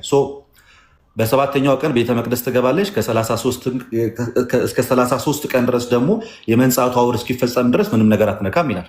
33 ሲደመር 7 ለወንድ ልጅ ስንት ይመጣል ማለት ነው? 40። ከዚህ አንጻር ቤተክርስቲያን ወንድን በ40 ቀን የምታጠምቅበት አንደኛው ሪዝናችን ይሄ ነው። ቀኑ መጣርለ 40። ኦኬ ቀጠል ብለን ደግሞ ቁጥር 5 ላይ ደግሞ ሴት ልጅም ብትወልድ ይቺው እናት ሴት ልጅ ደግሞ ብትወልድ እንደ መርገሟ ወራት 2 ሳምንት ያህል የረከሰች ናት ይላል። 2 ሳምንት ማለት 14 ቀን ማለት ነው። 14 ቀን ከዛ ከደሟ እስክትነጻ ድረስ 66 ቀን ትቀመጥ ይላል። ስለዚህ 14 ሲደመር 66 ስንት ይመጣል? 80። ለምን ሲሆን? ለሴት ሲሆን ከዚህ አንጻር ሴትን በ80 ወንድም በ40 ቀን የምናጠምቅበት ምሳሌያዊ ትምህርታችን ይሄን ሆኖ እናገኘዋለን። መጽሐፈ ኩፋሌ ላይ ምዕራፍ 9 ቁጥር 4 ላይ 80 መጽሐፍ ቅዱስ ላይ ደግሞ እግዚአብሔር አምላክን አዳምን ከፈጠረው ከ40 ቀን በኋላ ወደ ኤደን ገነት እንዳስገባው ሔዋንን ከፈጠራት ከ80 ቀን በኋላ ወደ ኤደን ገነት እንዳስገባቸው እንመለከታለን። በዚህም ማስረጃ መሰረት ክርስቲያኖች የሚወልዷቸው ልጆች ወንድ ልጅ በ40 ቀኑ ከተጠመቀ በኋላ ወደ እግዚአብሔር ቤተ መቅደስ ይገባል። ልክ አዳም ከመሬት ከተገኘ ከ40 ቀን በኋላ ወደ ኤደን ገነት እንደገባ ሁሉ ያም ሕፃን በ40ኛ ቀኑ ወደ ቤተ መቅደስ ይገባል። በዚህ መሰረት ሕፃናትን በ40ና በ80 ቀን የምናጠምቃቸው ዋነኛ አስተምህሮታችን ይሄ ነው። ስለዚህ ይህንን ከያዝን በኋላ አንድ የ40 ቀንና የ80 ቀኑ ምሳሌያዊን ከኦሪት ዘሌዋውያን ካገኘን በኋላ አብርሃም ደግሞ አድጎ እግዚአብሔርን አግኝቶ እንደተጠመቀ ከተረዳን ልጁ ይስሐቅ ደግሞ በአባቱ እምነት በ8ኛው ቀን ከተገረዘ መጽሐፍ ቅዱስ ምን ያስተምራል ማለት ነው? በአጭሩ ህፃናት ከአማኝ ልጆች ከተወለዱ አስቀድመው ጥምቀትን መውሰድ የሚችሉበት ፕሮባቢሊቲ ሰፊ ነው። ደግሞ ነውም ይቻላል። ይህንን ከያዝን በኋላ ወደ ሐዲስ ኪዳን ደግሞ እንሄዳለን። ከዚህ የተነሳ ቤተክርስቲያናችን ከአማኞች ወይም ደግሞ ክርስቲያን ከሆኑ ቤተሰቦች የሚወለዱትን ህፃናት ምን ታደርጋለች ማለት ነው? አስቀድማ ታጠምቃለች። በኋላ ላይ ማጠቃለያ ላይ ሌላ አንዳንድ ሀሳቦችን አነሳላቸዋል። በሐዲስ ኪዳን ግን በዋነኝነት ቤተክርስቲያን እንደ መነሻ አድርጋ የምትይዛቸው የመጽሐፍ ቅዱስ ጥቅሶችን እና ሲጠመቁ የታዩባቸውን ክፍሎች ደግሞ ላመልክት። ሉቃስ ወንጌል ምዕራፍ 18 ቁጥር 6 ላይ ሉቃስ ወንጌል ምዕራፍ 18 ቁጥር 6 ላይ ቁጥር 16 ላይ ምዕራፍ 18 ቁጥር 16 ላይ እንዲህ ይላል፣ ኢየሱስ ግን ህፃናትን ወደ እሱ ጠርቶ ህፃናትን ወደ እኔ ይመጡ ዘንድ ተዋቸው፣ አትከልክሏቸውም፣ የእግዚአብሔር መንግስት እንደዚህ ላሉት ናትና ብሎ ተናግሯል። የጥምቀት ዋነኛው ፖይንት ምንድን ነው ስንል ራሱ ጌታ ኢየሱስ ክርስቶስ በዮሐንስ ወንጌል ምዕራፍ 3 ቁጥር 5 ላይ እውነት እውነት እላችኋለሁ ሰው ከውሃና ከመንፈስ ካልተወለደ በስተቀር ወደ እግዚአብሔር መንግስት ሊገባ አይችልም አለ። ስለዚህ ክሊር ያስቀመጠው ጌታ ምንድን ነው? ሰው ከውሃና ከመንፈስ ካልተወለደ ወደ እግዚአብሔር መንግስት አይገባም ካለ፣ ህፃናትን ደግሞ ወደ እግዚአብሔር መንግስት እንዳይገቡ አትከልክሏቸው ካለ፣ ወደ እግዚአብሔር መንግስት መግቢያው መንገድ ጥምቀት ነው ካለ እና ደግሞ ህፃናትን ወደዛ ቦታ አትከልክሏቸው የሚል ከሆነ አንተ ማን ህፃናት አይጠመቁ ልትል የምትችለው? ጭራሽ እንደውም በሁለት መንገድ ይፈታል። እንደ ህፃናት ሲባል ህፃን መሆንም አይደለም። ህፃናት ንጹሐን ናቸው፣ ቅዱሳን ናቸው፣ እናንተም ራሳችሁን ንጹህ አድርጋችሁ ወደ እግዚአብሔር መንግስት ግቡ ሲል ነው ትርጉሙ። በቀጥታ ደግሞ ስንወስደው ህፃናትን ይዞ ነው እዛ ጋር ሲናገር የነበረው። ልክ እንደዚህ ብሎ ሲናገር ደግሞ ህፃናትም ወደ እግዚአብሔር መንግስት የመግባት ማለት ነው ሙሉ መብት አላቸው፣ ማንም አልከለከላቸውም። ስለዚህ ተጠምቀው የእግዚአብሔር ልጅ መሆን ይችላሉ። ከፕሮቴስታንቶች ሊነሳ የሚችለውን ሀሳብ አነሳዋለሁ። ጥምቀት ለኃጢአት ስርየት ነው ትላላችሁ፣ ህፃናት ምን ኃጢአት ኖሮባቸው ነው የሚጠመቁት የሚለውን በኋላ ላይ አነሳዋለሁ። ግን ቤተክርስቲያናችን ግን ህፃናትን ስታጠም ከዚህ አንጻር ነው። ይሄን አያችሁ ሉቃስ 18:16 ላይ ህፃናትን ወደ እግዚአብሔር እንዲመጡ መከልከል እንደሌለብን መጽሐፍ ቅዱስ የሚያስተምር ከሆነ እንዳይጠመቁ ወደ እግዚአብሔር ቤተ መቅደስ መጥተው ዳግም ልጅነትን እንዳያገኙ የምትከለክላቸው አንተ ማን? በደለኛ የሆነውን ሰው እንኳን አጥምቀን ወደ እግዚአብሔር መንግስት እንዲገባ ካደረግነው ንጹሐን የሆኑ ህፃናትን የማናጠምቅበት ምክንያታችን ምንድን ነው? ምንም በደል የሌለባቸውን ሰዎች ማለት። ይሄ ጸጋ ለማንም የተከለከለ እንዳልሆነ ግልጽ ነው። ጸጋው ለሁሉም ነው። ይህንን ደግሞ ሐዋርያት ሥራ ምዕራፍ 2 ቁጥር 39 ላይ ሐዋርያት ሥራ ምዕራፍ 2 ከቁጥር 39 ላይ የተስፋው ቃል ይላል ለእናንተና ለልጆቻችሁ ጌታ አምላካችንም ወደ እርሱ ለሚጠራቸው በሩቅ ላሉ ሁሉ ነውና አላቸው። ስለዚህ የተስፋው ቃል ለአዋቂዎች ብቻ አይደለም። የተስፋው ቃል ለአዛውንቶች ብቻ አይደለም። የተስፋው ቃል ለወጣቶች ብቻ ሳይሆን የተስፋው ቃል ለእናንተም እንዲሁም ለልጆቻችሁም ነው። ስለዚህ የክርስቲያን ልጆች በእናትና አባታቸው እምነት ተጠምቀው በኋላ ላይ ደግሞ እግዚአብሔርን በመምሰል ሕይወት ቢያድጉ ይሄ መጽሐፍ ቅዱሳዊ ነው እንጂ ይህ መጽሐፍ ቅዱሳዊ የሆነ ትምህርት አይደለም። ሌላኛው መጽሐፍ ቅዱስ በግልጽ ከማያስተምራቸው ትምህርቶች ውስጥ አንደኛው ህፃናት መጠመቅ የለባቸውም የሚለውን ትምህርት ነው። ስለዚህ አንድ ሰው እንደ ዶግማ ህፃናት መጠመቅ የለባቸው ብሎ እንደ እምነት ይዞ የሚከራከር ከሆነ ትምህርቱን ከመጽሐፍ ቅዱስ ነሰሰርሊ ማግኘት አለበት። ፕሮቴስታንቶች እንደ እምነት ይዘውት ነው። ፔንቴኮስታሎች ህፃናት መጠመቅ የለባቸውም ብሎ ሲል እንደ እምነት ነው የያዙት ይህንን ጉዳይ። እንደ እምነት ይዘው የምትናገር ከሆነ የቱ ጋር ነው መጠመቅ እንደሌለባቸው ክሊርሊ የሚያሳየው? ልክ ንስሐ ግቡ የሚለውን እምነታችን ነው፣ መጽሐፍ ቅዱስ ላይ ክሊርሊ ያለ ንስሐ ትገባለህ። ጥምቀት እምነታችን ነው፣ ክሊርሊ ያለ ንስሐ ትገባለህ። ሌሎችም ትምህርቶች አሉ እንደዚህ እንደ እምነት የምንይዛቸው በግልጽ የተጻፉ ናቸው። ህፃናት መጠመቅ የለባቸውም ብለው የሚያስተምሩ ሰዎች መጠመቅ እንደሌለባቸው የሚያሳይ የመጽሐፍ ቅዱስ ትምህርት አላገኘን። ባይሆን በተቃራኒው ግን የተስፋው ቃል ለእኛም ለማንም ነው ለልጆቻችንም ጭምር እንደሆነ መጽሐፍ ቅዱስ ክሊርሊ ያሳያል። ሌላኛው ሐዋርያት ሥራ ምዕራፍ 16 ቁጥር 14 እስከ 15 ላይ ያለውን ሀሳብ ልንገራችሁ።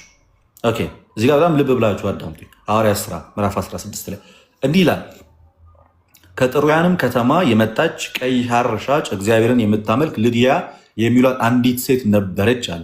ጳውሎስም የሚናገረውን ታደምጥ ዘንድ ጌታ ልቧን ከፈተላት። ስለዚህ ትምህርቱን እየሰማች ያለችው ማናት? ሊዲያ ናት። ጋይስ ሊዲያ ናት። ጌታ እግዚአብሔርም ልቧን ከፈተላት። ጳውሎስ የሚያስተምረውን የሚናገረውን ነገር እየሰማች ከዛ እርሷም ከቤተሰቦቿ ጋር ከተጠመቀች በኋላ በጌታ የማምን እንደሆነ ከፈረዳችሁልኝ ወደ ቤቴ ገብታችሁ ኑሩ ብላ ለመነች። ፖይንት ያዙልኝ። ትምህርቱን የሰማችሁ ማናት? ሊዲያ። የተጠመቀችው ከነ ምኗ ነው? ከነ ቤተሰብ ውስጥ ምን አለ? እናት፣ አባት፣ ህፃናት፣ እኛን ሁሉ ያካትታል። በሊዲያ እምነት ቤተሰቦቿ ሁሉ ምን ሲሉ እንመለከታለን? እዚህ ጋር ሲጠመቁ እንመለከታለን። ያመነችው ማናት? እሷ ናት። ግን የተጠመቀው ሙሉ ቤተሰቡ ሆኖ ስናገኝ ይሄ ምንድን ነው ማለት ነው? በእናትና በአባትነት የክርስቲያን ልጆች መጠመቅ እንደሚችሉ እናሳያለን። በዚህ ምክንያት እንግዲህ ጳውሎስ አልከለከልም። አይ መጠመቅ የለባችሁም ቤተሰቦች ሲላት አንመለከትም። ያመነችው እሷ፣ ግን የተጠመቀችው ከነ ቤተሰቦቿ። ልክ በቆርኔሌዎስ ታሪክ የምናገኘው ይህንን እንይዛለን። ሌላኛው ጳውሎስ እንግዲህ በዚህ በአንደኛ ቆሮንቶስ ምዕራፍ 10 ላይ የተናገረው ነገር አለ። ምን ብሎ ይናገራል? እንግዲህ ከእስራኤላውያን ታሪክ ጋር አያይዞ የሚያስቀምጠው በጣም ትልቅ ትምህርት አለ። እንዲህ ይላል አንደኛ ቆሮንቶስ ምዕራፍ 10 ቁጥር 1 ጀምሮ፣ ወንድሞች ይህን ታውቁ ዘንድ እወዳለሁ። አባቶቻችን ሁሉ ከደመና በታች ነበሩ፣ ሁሉም በባህር መካከል ተሻገሩ፣ ሁሉም ሙሴን ይተባበሩ ዘንድ በደመና በባህር ተጠመቋል። ምን ሁሉም እስራኤላውያን ከግብፅ ባርነት ነፃ ሲወጡና ሲሄዱ በነበረበት ሰዓት ላይ ህፃናቶች ነበሩ፣ እናቶች ነበሩ፣ ኦኬ ሁሉም ነበሩ። ግን ሁሉም ሙሴን ተባበሩና በደመና ምን አሉ? ተጠመቁ።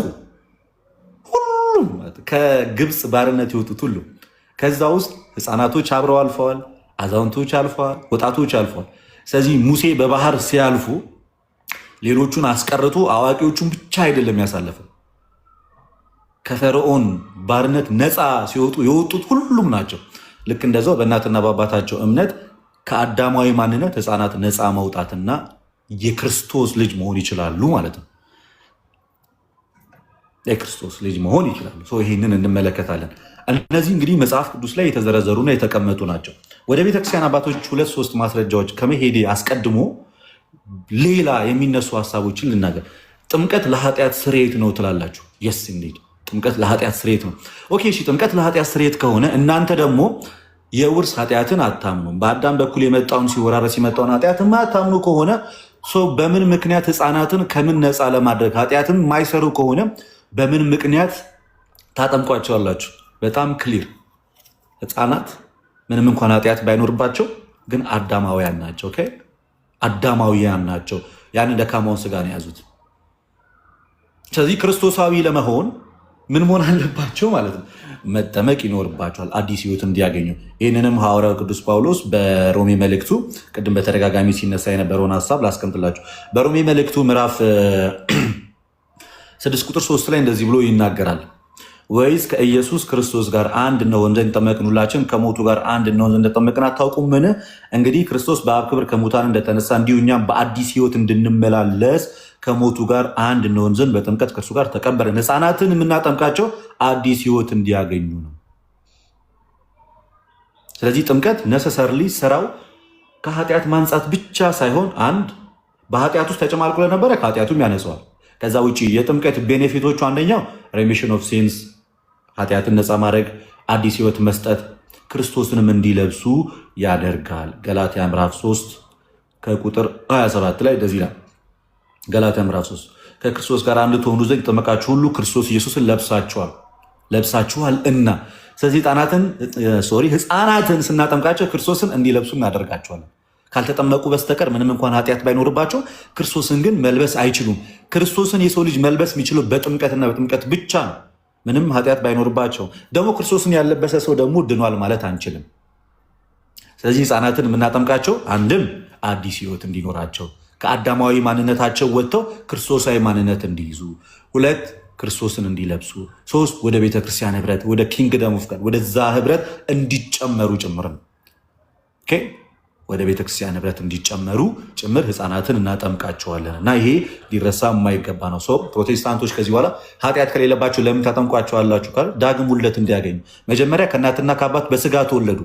ቤተክርስቲያን ደግሞ በምን ትወልዳቸዋለች? በመንፈስ ትወልዳቸውና የእግዚአብሔር ልጅ ትላቸዋለች። ከስጋ የተወለዱትን ድጋሚ ከመንፈስ እንዲወለዱ ታደርጋለች። ከዛ አንጻር ህፃናትን እናጠምቃለን የምንለው በግልጽ ሊቀመጥ ይገባል።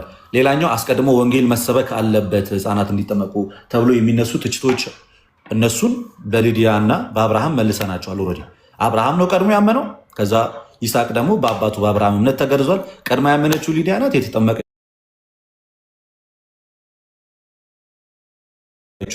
ቤተሰቦቿ ናቸው።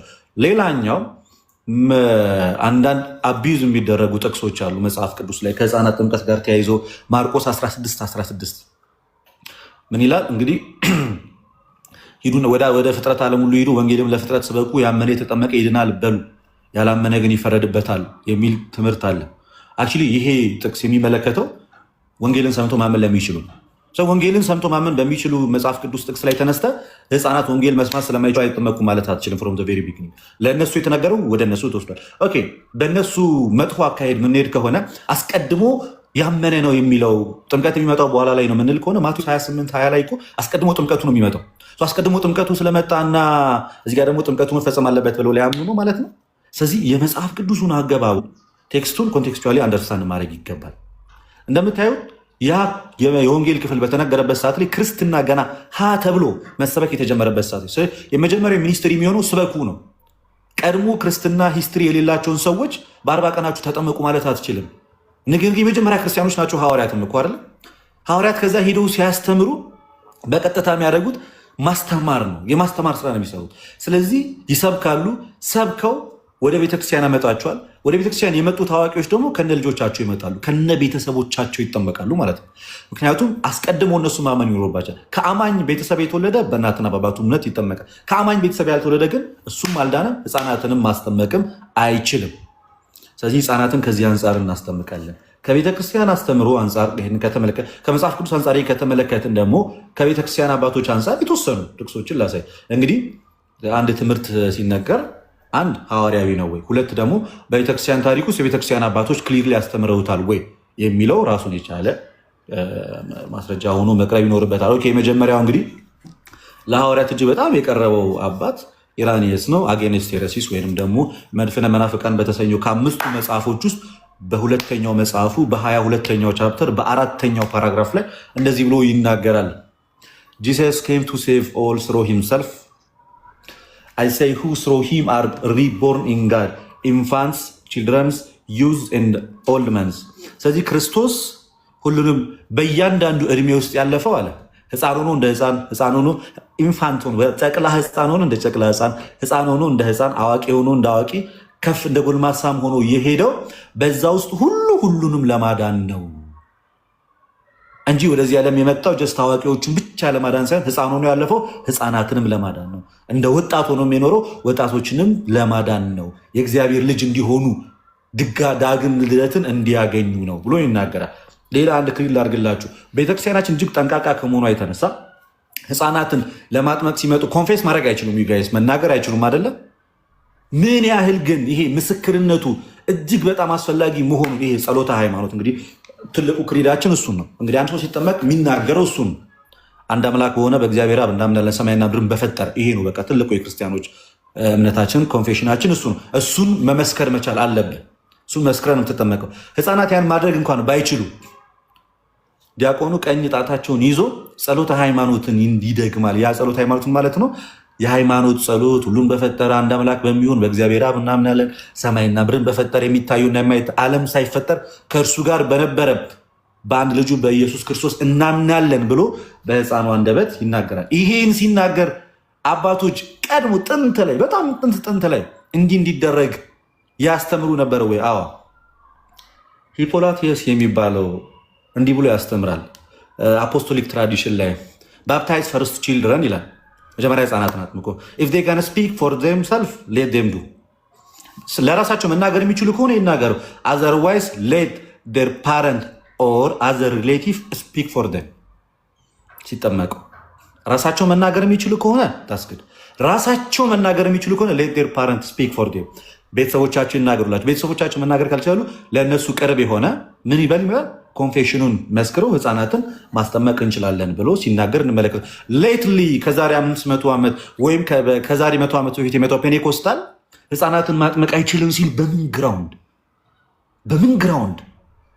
ግራውንድ ጋይስ ኢማጅን። እንግዲህ ማርቲን ሉተር እንኳን አልተቃወመም። ሞር ዙዊንግሊያውያን ነው ይህን ነገር የሚቃወሙት።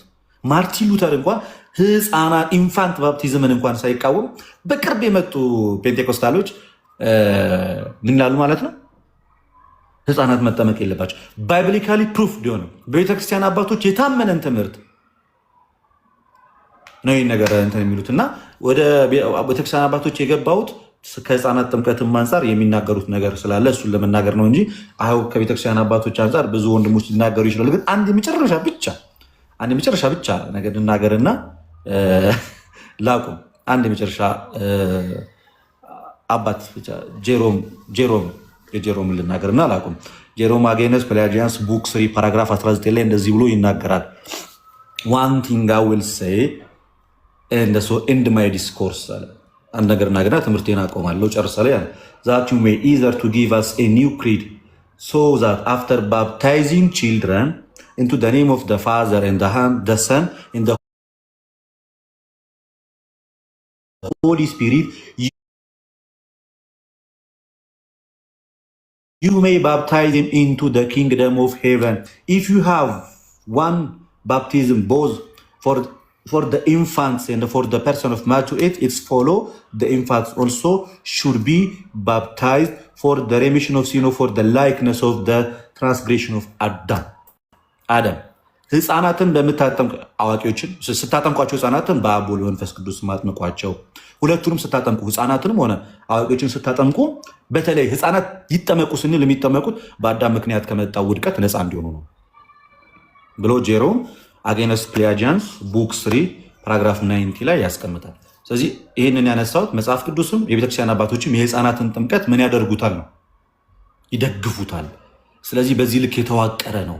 የ40 እና የ80 ኮንክሉድ ላድርገው ትምህርት እንድትይዙት አንድ ደቂቃ ካያችሁ በ40 እና በ80 ቀን የምናጠምቅበት ምሳሌያዊ ማስረጃችን ኦሪት ዘሌዋውያን ምዕራፍ 12 ቁጥር 1 ላይ ሴት ልጅ በ80 ወንድ ልጅ በ40 ቀን ወደ ቤተ መቅደስ እንደሚገቡ ተመልክተናል። እንዲህ ያንን አይተናል በብሉይ ኪዳን ስርዓት። በዛ ምክንያት ህፃናት በእናታቸው እቅፍ 40 ቀን ከቆዩ በኋላ ወደ ቤተ ክርስቲያን ሄደው በቤተ መቅደሱ የሚጨመሩት በ40 ቀናቸው ይህንን የብሉይ ኪዳን መጽሐፍ ማስረጃ በማድረግ እንደሆነ ልታውቁት ይገባል። ለሴት 80 ቀን እንደሚለው መጽሐፍ ቅዱሱ ቤተክርስቲያንም ጥምቀትና ግርዛት እንግዲህ በአዲስ ኪዳን በጥምቀት የተተካ ነውና ልክ እንደዚህ ስታጠምቅም ታደርጋለች ማለት ነው። ሴት ህፃናትን በ80 ወንድ ህፃናትን በ40 ቀን የምታደርግበት ማስረጃቸው ይሄ ነው። የግድ ደግሞ ለመጠመቅ እምነት ነሰሰርሊ ያስፈልጋል ወይ? ለነማን? አስቀድመው ከክርስቲያን ወገን ላልሆኑት አዎ ማመን በጣም ግዴታ ነው። ማምነ መጥመቅ ግዴታ። ግን የክርስቲያን ቤተሰብ ለሆኑትስ በእናትና በአባታቸው እምነት አስቀድመው ጥምቀቱን ያገኛሉ። በኋላ ላይ ደግሞ ምኑን ያገኙታል? እምነቱን፣ እውቀቱን፣ ህይወቱን ደግሞ እያገኙት ይመጣሉ። ልክ አብርሃም መጀመሪያ አስቀድሞ ተገርዞ ነበር እንዴ? እግዚአብሔርን ኢንታይም ሲያገኘው አልተገረዘም። ማመን አለበት። ይሲ እሱ ካመነና እግዚአብሔር ህብረት ከተጨመረ በኋላ ልጁ ይስሐቅስ በተወለደ በ8ኛ ቀኑ ተገረዘ። ለምን? ኦልሬዲ ከአማኝ ቤተሰብ ስለሆነ የተወለደው የእግዚአብሔር ህዝብ ከተባለው ቃል ኪዳኑን ከተቀበለው ከአብርሃም ስለሆነ የተወለደው እንደዛ ሆነ። ያዕቆብም በዛው እንደዛው ነው የቀጠሉት። ሁሉም በቃ በ8 ቀናቸው ሲገረዙ ነው የሄዱት። ልክ እንደዛው የኦርቶዶክሳውያን ልጆች በ40 እና በ80 ቀን ገና በህፃንነታቸው ጥምቀቱን ቢወስዱ መጽሐፍ ቅዱስ ይደግፋቸዋል፣ ቤተክርስቲያን ትምህርት ይደግፋቸዋል። የኔ መጨረሻ ማጠቃለያ የፕሮቴስታንት ልጆች እንግዲህ ሰው ሳያምን አይድንም አይደለም የሚሉት ነሰሰሪ ማመን አለበት አይደለም። ፕሮቴስታንት ልጆች ለምሳሌ በ15 ዓመታቸው ከመጠመቃቸው በፊት በ7 ዓመቱ በ8 ዓመቱ በ9 ዓመቱ ቢሞት ምንድነው የሚሆነው? ሳያምን። እሺ የፕሮቴስታንት ልጆች እስኪጠመቁ ድረስ ድርሻቸው ምንድን ነው? ኢአማንያን ናቸው። ለእኛ አሁን ያልዳኑ ናቸው። በእነሱ ግን ድነናል በሚለው ኮንሴፕታቸው እንሂድና ከማመናቸው በፊት የእናንተ ልጆች ምንድን ናቸው? ምንድን የሚወጣቸው? ምንድን ተስፋቸውስ? የክርስቲያን ልጆችስ በ40 እና በ80 ቀናቸው ይጠመቃሉ። አትሊስት ጥምቀቱን ያገኛሉ፣ የእግዚአብሔር ልጅ ይባላሉ። የእናንተ ምንድን ነው የሚባሉት? ምንም። ከዛ አንጻር የህፃናትን ጥምቀት በዚህ መንገድ ልንመለከተው ይገባል። ያስተማረን የመከረን አምላክ የተመሰገነ ይሁን። ወስብሐት ለእግዚአብሔር።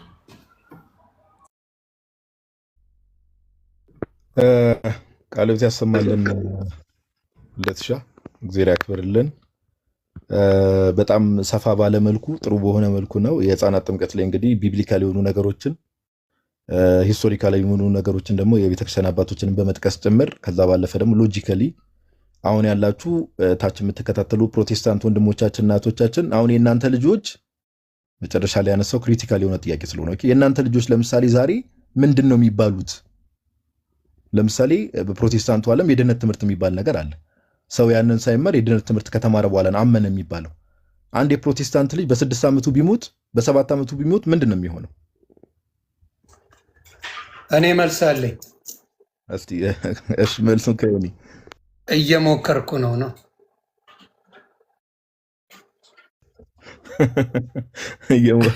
ዮኒ ጥቅሶቹን ይዛቸዋል አይደል?